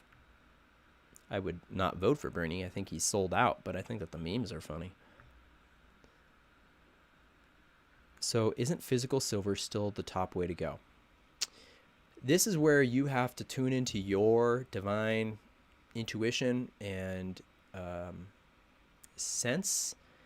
Personally, I have invested in physical silver, but personally, I see XRP as being way, I mean, if it pans out the way I'm seeing it, in the way that they want it to be, I'm seeing XRP being way more of a return of value as far as investment than silver. Like, silver's still going to be great and a good thing, but I mean, we're talking like the some of the estimates talk about XRP, like official estimates by people that have done analysis. I think like medium.com has an article talking about how XRP is valued or is created to be stable for a $10,000 XRP coin, right? So we're talking 30 cents right now to $10,000. And personally, I'm feeling like it's going to be more than that. But I don't want to tell anybody that because I don't want to give anybody expectations on what exactly is going to happen. But personally, I'm putting more of my investment energy into XRP than silver. But I do have a little bit of silver.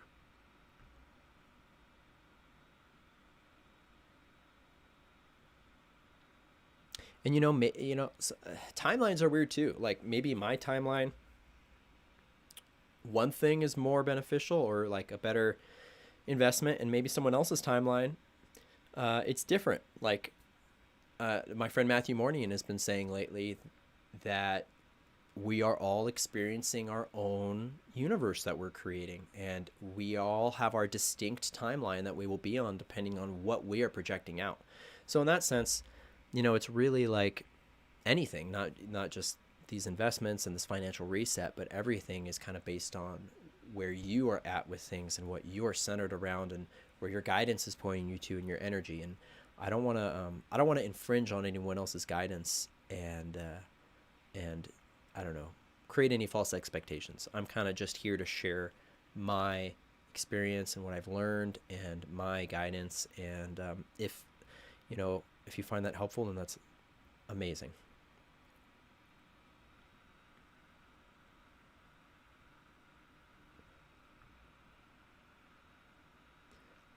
I knew they'd smooth it out like butter because all these events seem to be the most tame version compared to the expectation. But that big boom will have to happen to open the hearts, I think. Yeah. Lost me when you started to bring God into this, man. Fuck. Oh, man. What, are you atheist? Look, I was triggered by the word God for the longest time. It's actually really funny because I was reflecting on this yesterday. I, in my childhood, was very judgmental of my religious friends, of my Christian friends, and really anything, because I was like pretty atheist, and especially going into college, I was like pretty much scientific atheist. And when you go through like an intense spiritual awakening and your eyes are opened, you can't look back from that. And I learned that even though I didn't like the word God, that the sentiment was the same. I was choosing to use words like source or divine creator or the one, but I've been learning like the word God is very powerful, and there's a reason that like it is very powerful. And I've been using that word more instead of source because it kind of sometimes it invokes like a more earthly channel of that energy. I don't know how to explain that right, but I'm sorry that you were offended by the word God, but I'm also not sorry.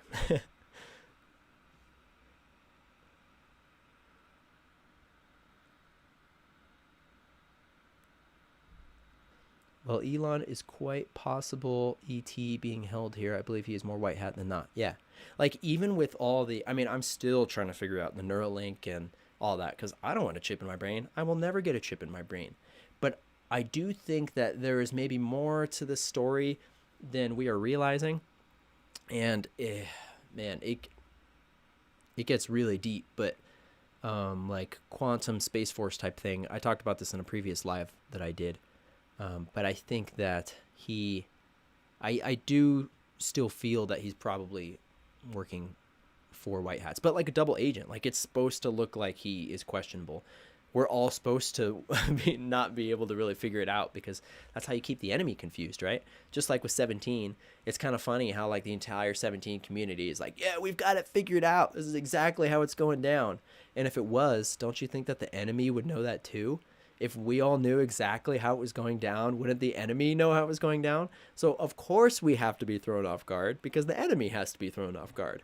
And the enemy is arguably strategically smarter than we are reading the drops. Now, strategically smarter as far as military strategy is different than empowerment and energetically and spiritually smarter. And I think that's where we have the advantage. We do not seek, at least I, and I think most of the people here, are not beings that seek to manipulate other people. We are beings that seek to bring community and love and guidance and truth and transparency. And these dark groups are good at the opposite, right? So we have the white hats have to trick them, which involves tricking us too. At least that's how I kind of see it. I mean, if we knew the answers, they would know the answers too, which would kind of render the whole plan useless, wouldn't it? At least on a military strategy level. Hummingbird medicine at 111. Oh, I'm sorry, I'm so behind in the comments. I'm catching up. Rising Phoenix. Yes, love tap to all the satellites.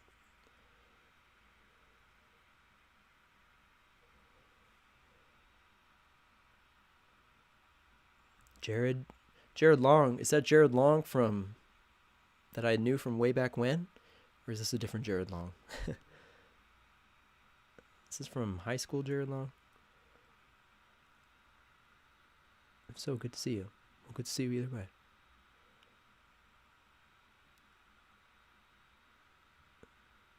It's been difficult because some bash 17 and call it a psyop, but I feel like even if it is, it's caused a lot of people to wake up and think they are freely.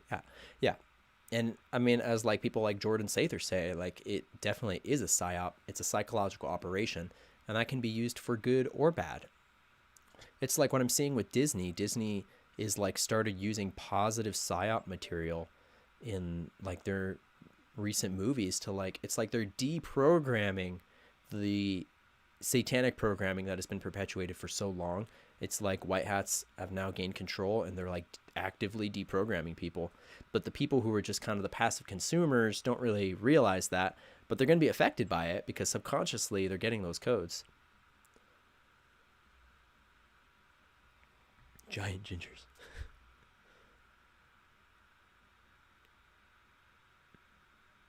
Let's use silver for healing instead of hiding it as a currency. There, that's an idea. Or both, you know? Healing tools we can trade as its own currency. But yeah, like I meditate with my silver. I hold it and I feel it, and I use it to bring in more abundance with my fulgurite, my lightning stones. I'll like hold them together and like channel the energy. And the silver is really powerful energetically. You know, you don't get that with XRP. There's a point. Like you can hold your silver and be like, yes, precious metal, I feel the energy. Don't necessarily get that with cryptocurrency, but you know, different intentions behind them.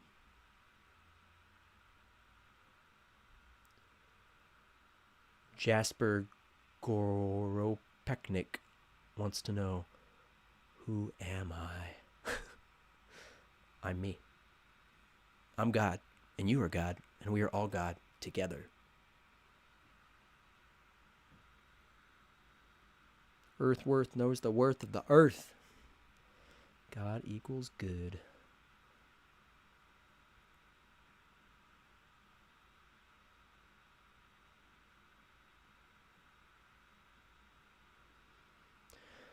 Oh, okay. Oh yeah, the David Wilcock. Hey Ambi, good to see you. Yeah, I caught a little bit of that. Yeah, the 11.3 thing, I had heard that a little bit before he talked about that too, that they were sections of the, is it the Geneva Convention? I didn't actually know what, I thought it was like the Constitution, or I thought I heard someone else say like a DARPA code, but yeah, David said Geneva Convention, huh? Interesting. I guess we'll see. Guess we will see. I have faith in the end result. Whatever it is, we're going to get to the new Earth. However it plays out. It's going to be fun to watch. Oh, let me show you guys. I wanted to show you guys the cryptocurrency. Oh, yeah, there's a fun little story here, too. Okay, so let's pop over here. This is the website I use to check cryptocurrency price updates. It's called coinmarketcap.com. And when I logged on today, I saw something I hadn't seen before, which is at the very top of the list. You guys recognize this? Wall Street Bets, this little guy. He's been all over the internet.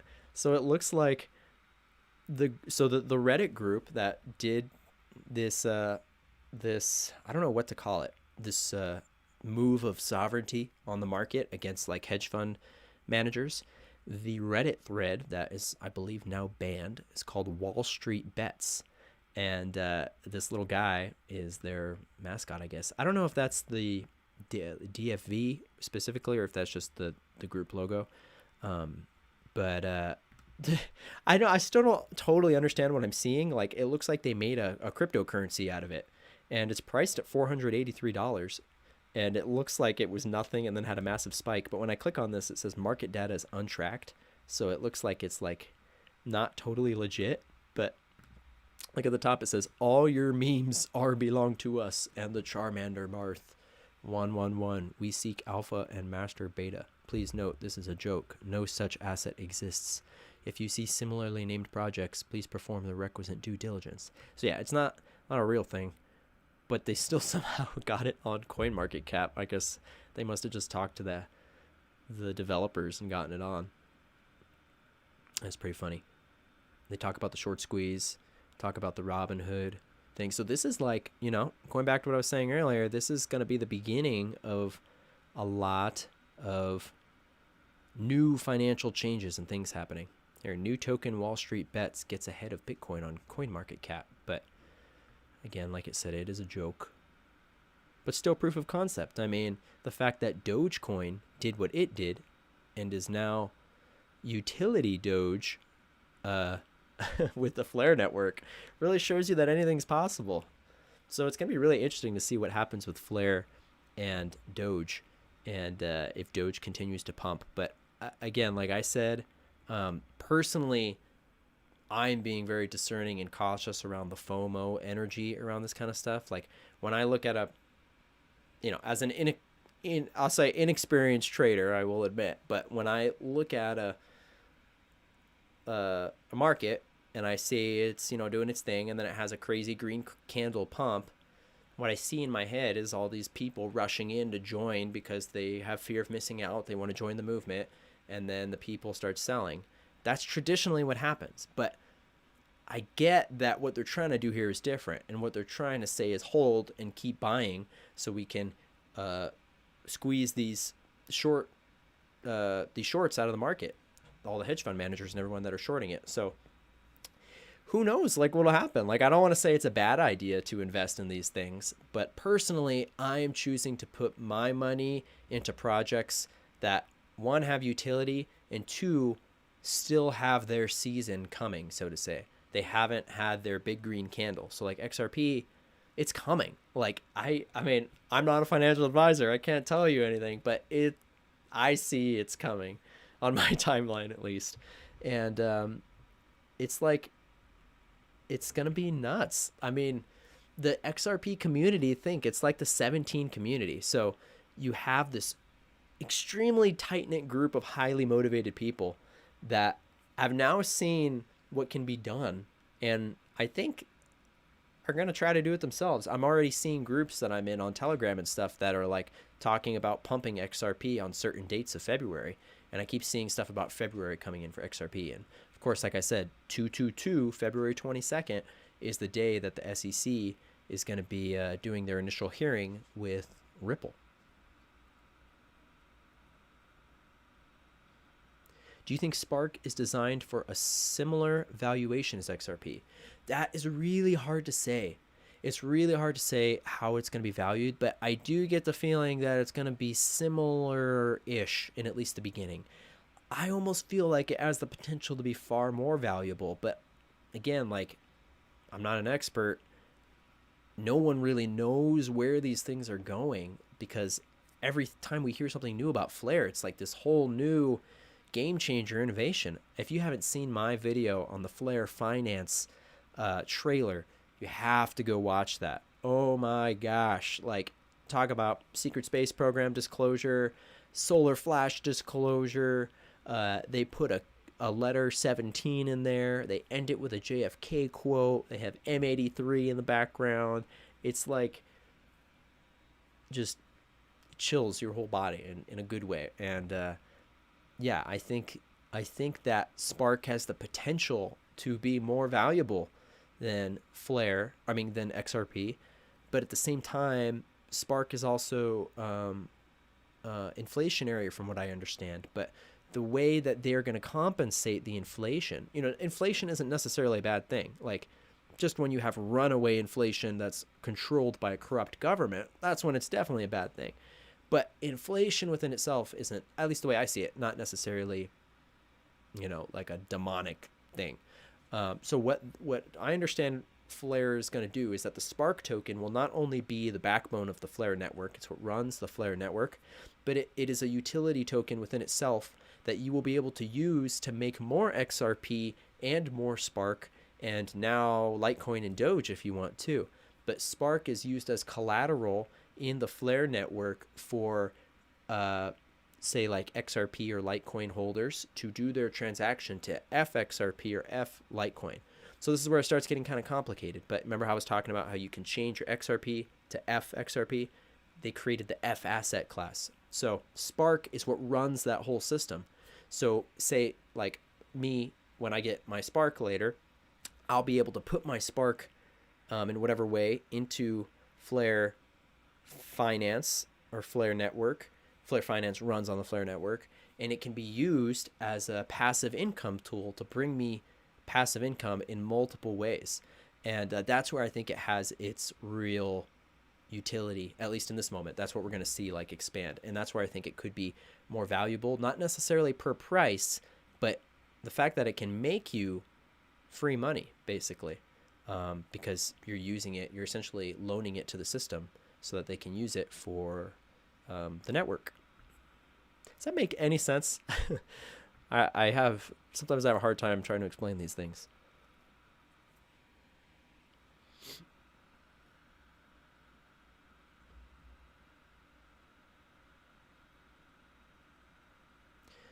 Was the short squeeze organic or planned from the inside by white or black hats?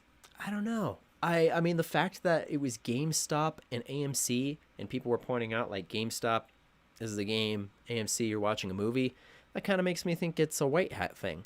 But at the same time, those could just be divine synchronicities, Sometimes it's kind of hard to tell what, where the line blurs between them. I don't think it was black hat. I mean, the black hats definitely are trying to stop it. The black hats are the ones behind the media and Robinhood and everywhere else that are like, this is bad for the market, this is bad, blah, blah, blah. But if anything, I think white hats might have been behind maybe the group. Like maybe there were white hats in that group that got people kind of going with this idea or something in the Reddit thread, I mean. I have a feeling Mr. T is working behind the scenes, but can't give him all the credit. Yeah, something like that. XRP army for the win. Yeah, and it is funny how both XRP and 17 call themselves army. Like, there's a lot of crossovers. 333 now. That was epic. Great analysis. Watch the video, people. Yeah. That Flare Finance video. Like, oh, man. I get chills even just thinking about it. Like, I don't know how you could watch that and not see the giant letter 17 followed by a JFK quote talking about space travel, and then all the other like wormhole technology, and it's all alluding to that it will all run off the Flare networks and Flare Finance and XRP. It's like everything in that video, like the space travel, the communications, the finance, like it was all running on Flare. And again, Flare, solar flare. Coincidence? Like how many coincidences before it's mathematically impossible?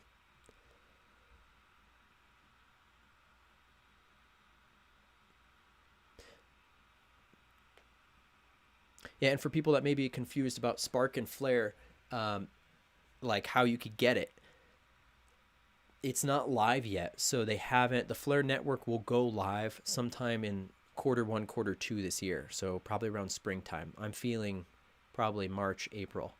When the Flare network goes live, they will distribute Spark tokens to XRP holders who held XRP on 12/12 at 12 midnight. There's another number synchro.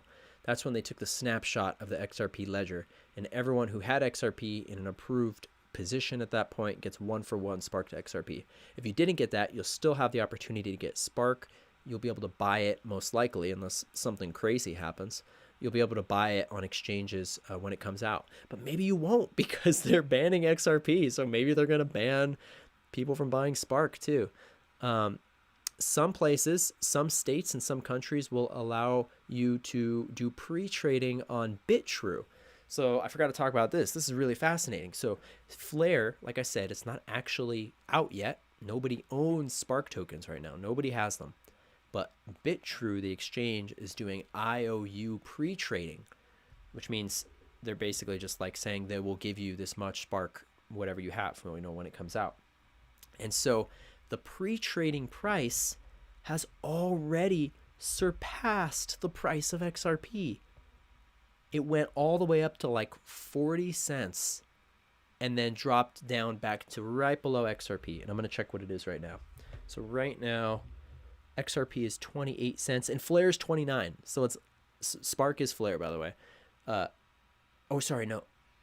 Flare is 23. I was looking at XLM. XLM is 29.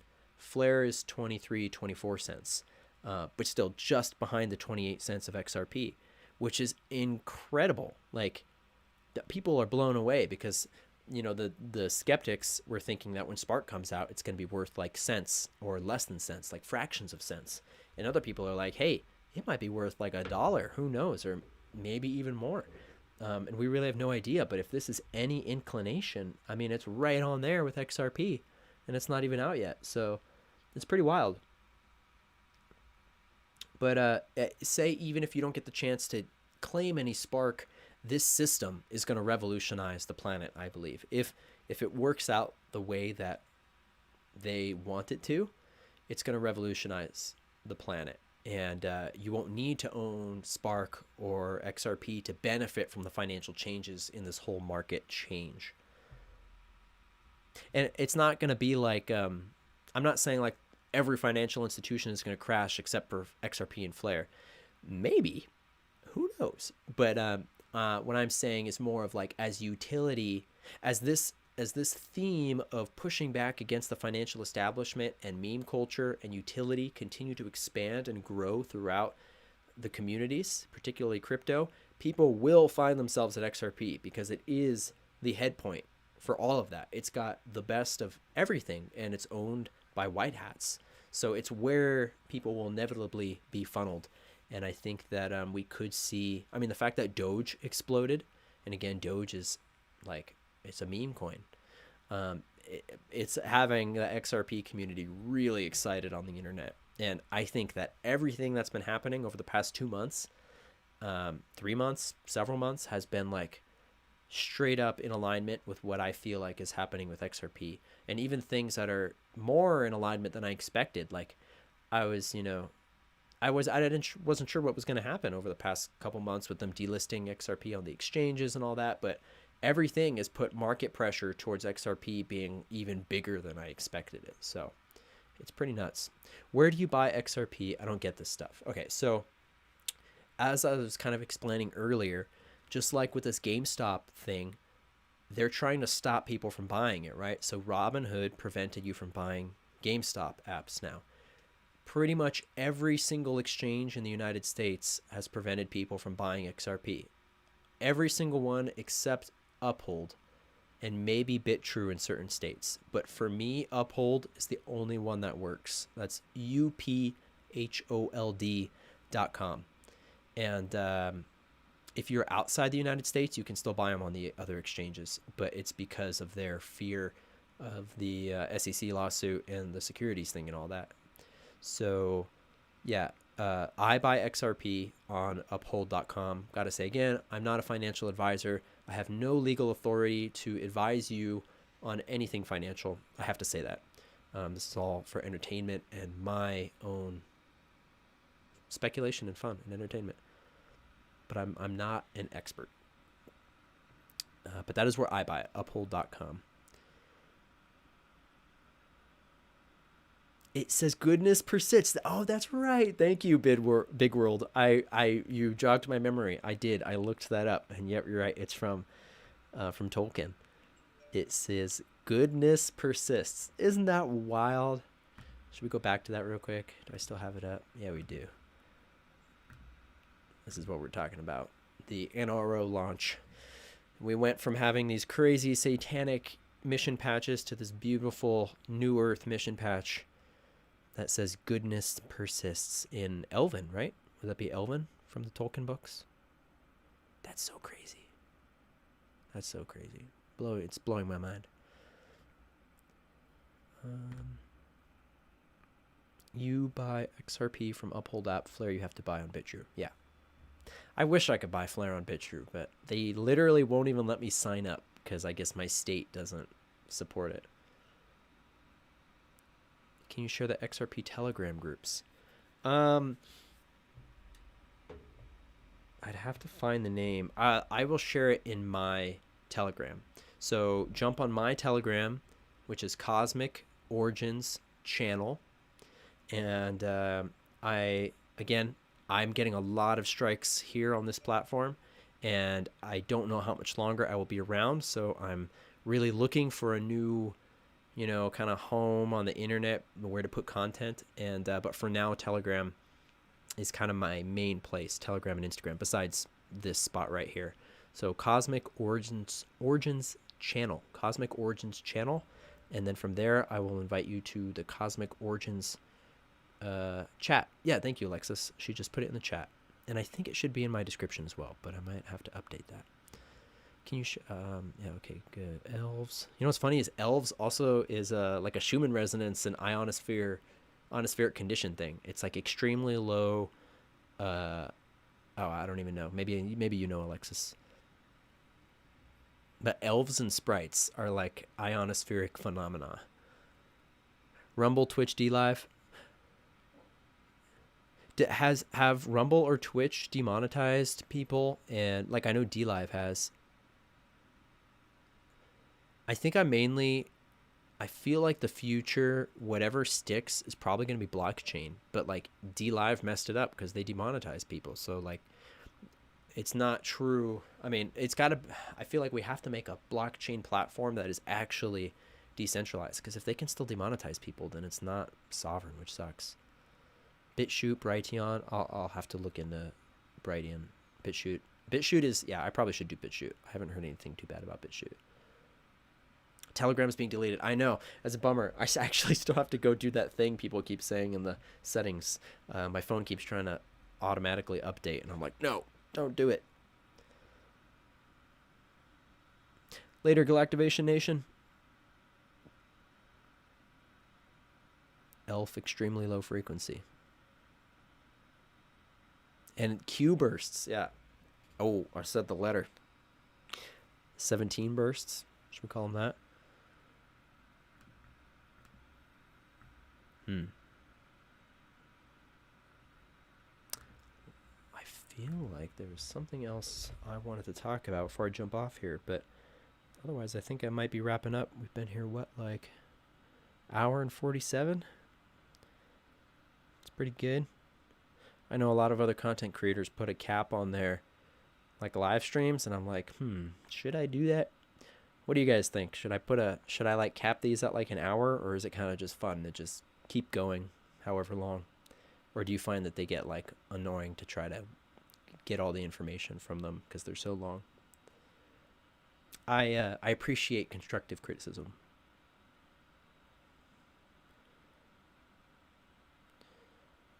What was I even doing? Notes. Yeah, I think I pretty much got all the things I wanted to talk about. Pretty crazy, guys. Pretty crazy. 3Speak. I've heard about 3Speak. Okay.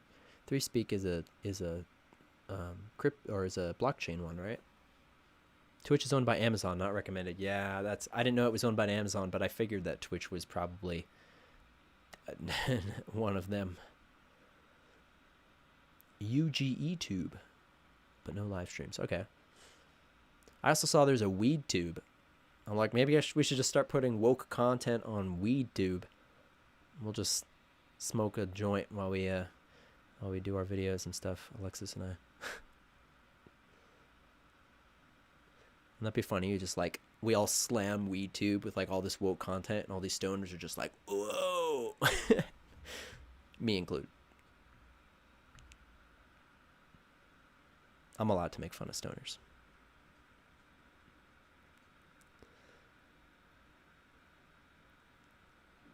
Soft cap. What's soft cap?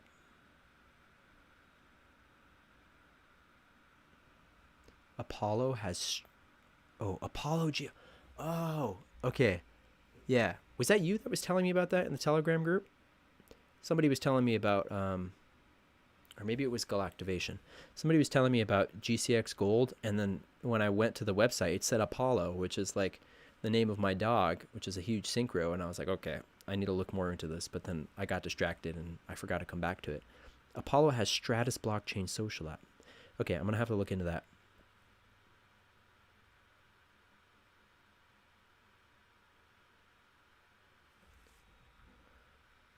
Why are you guys saying no cap? What am I'm out of the loop. Sometimes I say stuff and then I'm like, I feel like I'm channeling, so I like forget it pretty fast. Yes, Tyler, I'm still live, and I just got your text. It's okay. You're here now.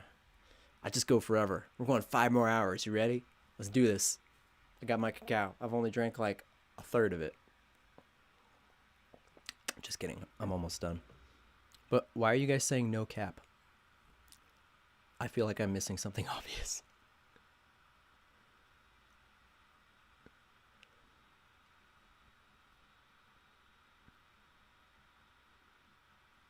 Haha, I'm hitting the bong right now. Perf. Oh, no time cap. Gotcha. Gotcha. That's what you prefer. That's what you're saying? It's like, you're cool without having a time cap? Yeah, DW style. That's true. It's kind of nice at DW. You can like tune in, tune out. You're like, oh, I'm taking an hour off. Oh, I'll jump in, see if there's anything good.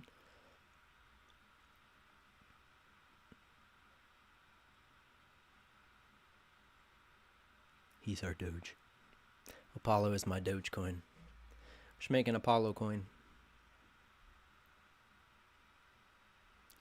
Well, you know, if you guys have any other things that you want to chat about, or any questions for me or anything, otherwise I think I might start wrapping it up here.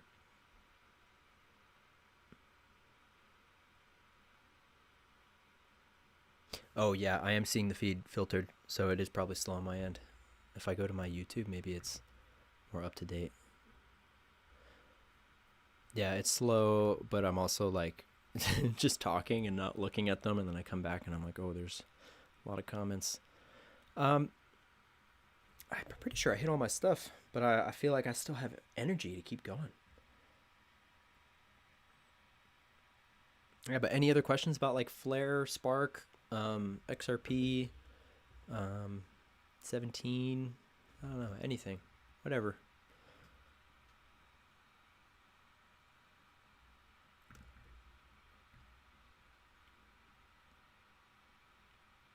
Oh, here's something interesting.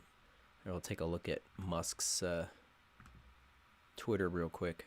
So in his bio, he has hashtag Bitcoin, which is really interesting because he has, obviously, he was one of the main things that started the Doge trend. I think also GameStop, I'm pretty sure he also kind of was part of that.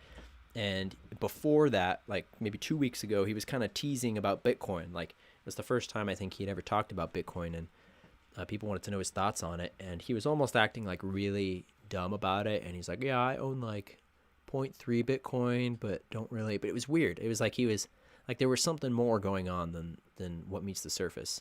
And now it's in his bio. So it's really interesting. Again, like, I don't think Bitcoin is serving... Well, okay, let's say it this way. Bitcoin itself is a neutral entity, of course.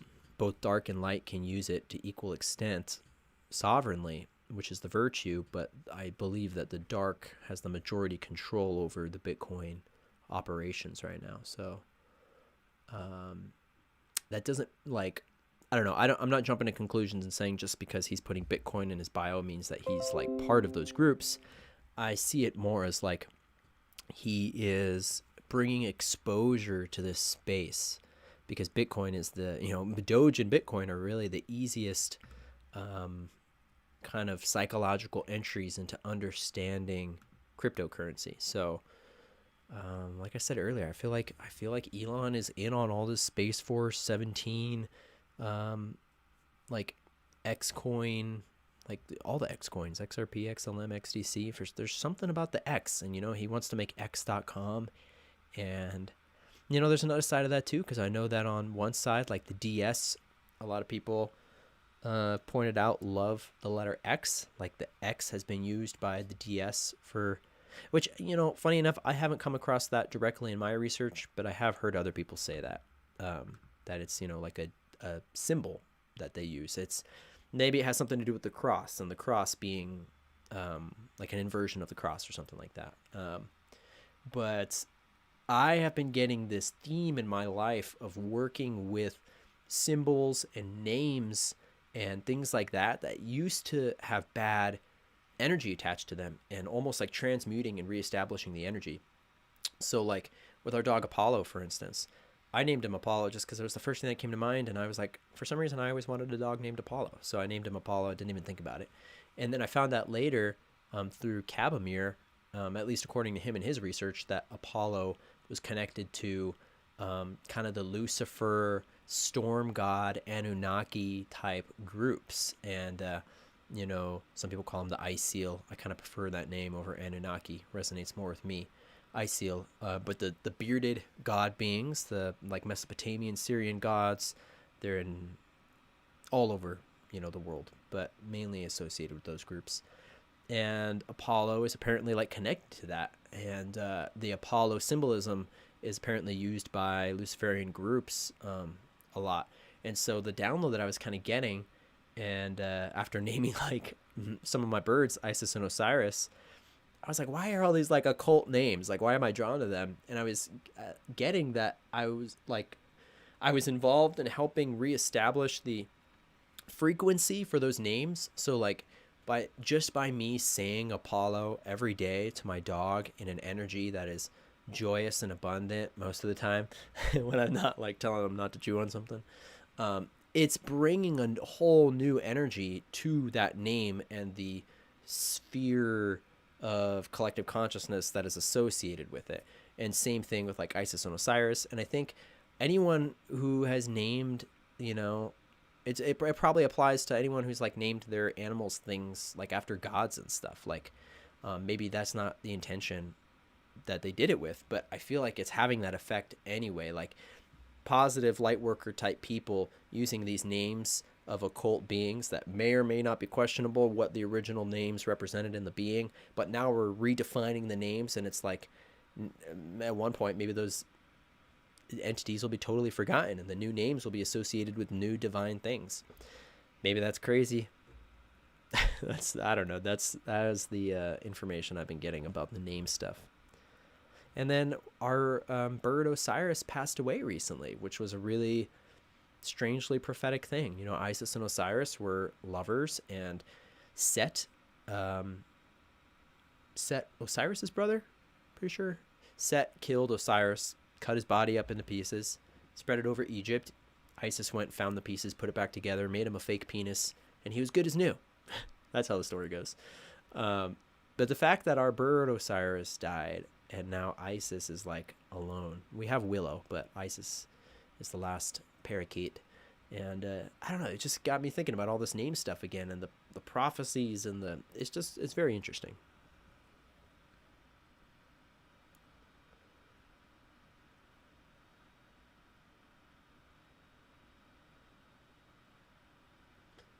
What's your biggest tip for tuning into your intuition, Kate? That's a good question.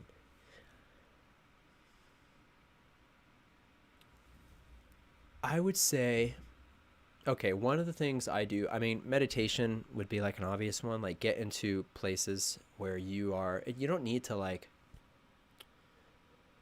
meditating doesn't need to be like a hard thing. I think if you're approaching meditation with like the perspective of, oh man, I got to do this thing I don't want to do and get through it, it's like you don't even want to do it. It shouldn't have that energy. For me, meditation should be get to a space where you are alone, where your aura is with you and only you. No one else is affecting your aura. Like Alexis and I use this room. This is kind of our room that we go to when we need some alone time from like the animals or each other or anything.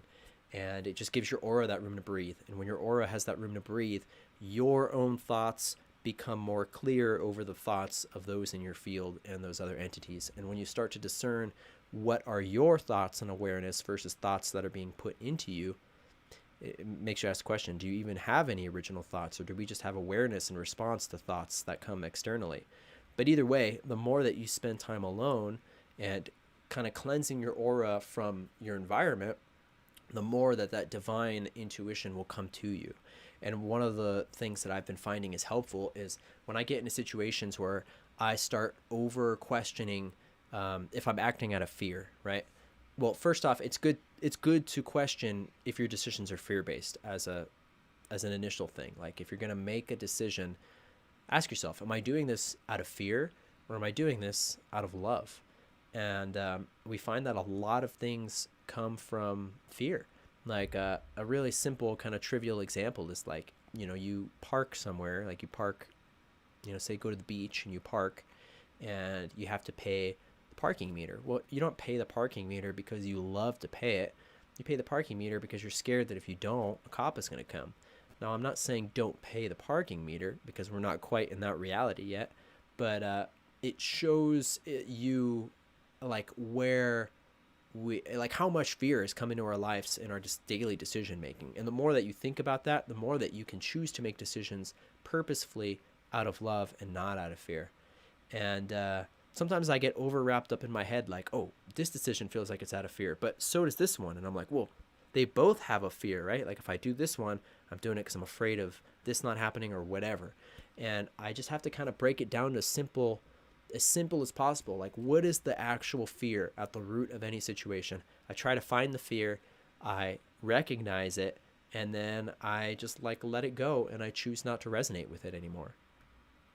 And that has really helped me come into my divine intuition, figuring out what is not me, which is the fear. The fear is not me. I mean, philosophically, everything is us, but the me that I want to embody is not a fearful version of myself. And so I see it for what it is, and I acknowledge it, and then I choose to continue to do things out of love rather than whatever that fearful thing was.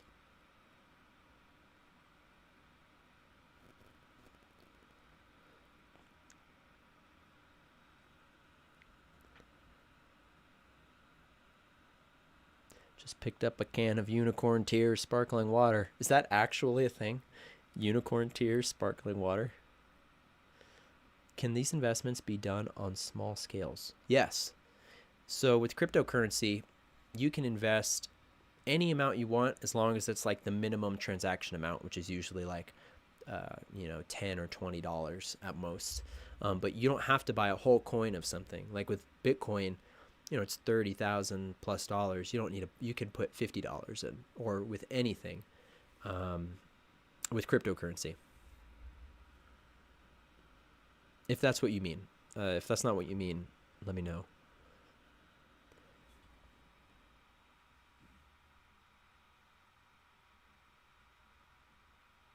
Oh.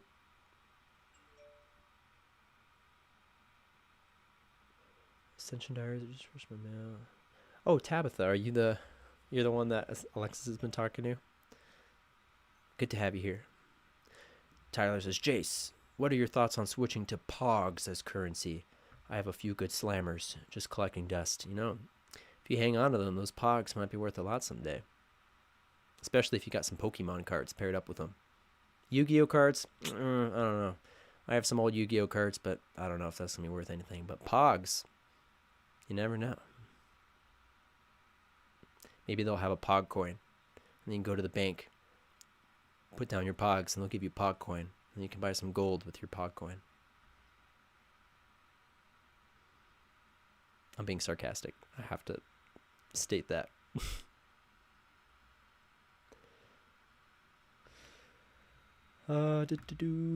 Okay. Well, I think if that's it, I may dip out of here. That was pretty fun. Over 2 hours. You do have Pokemon cards? I gotta find mine somewhere. Then we can have a battle. Pokemon battle. Lori Ladd is on now. I don't know who Lori Ladd is, but I hope you enjoy their stream. I'll have to look them up. All right, you guys. Well, thanks for hanging out. That was a lot of fun. I am excited to do this. I don't know if I said this in the beginning, but I'm officially gonna try my best to do this every Friday at the same time. So that would be 11 a.m. Pacific, 12 Mountain, or 2 Eastern time on Fridays. That's when I'm going to be doing this show, The Cosmic Download, aka The Cosmic Dump. But yeah, thank you guys for hanging out, and let me know if, shoot me a message or anything if there's any other questions you have about any of this crypto stuff or anything. You can email me at DivineSovereignBeings@gmail.com. You can follow me on Telegram at Cosmic Origins Channel. You can follow me on Instagram at JAYSEDEFACE, Jace to Face. And if you would like to contribute to this channel and this project, you can donate via PayPal or Patreon or cryptocurrency down below. I think I have those crypto wallets set up. So yeah, thanks again so much, you guys. Let's burn some sage to clear out here. I was supposed to burn this in the beginning, but I was just so excited I forgot. Thank you all for joining the space. May the times ahead see clarity, love, peace, and abundance for us all.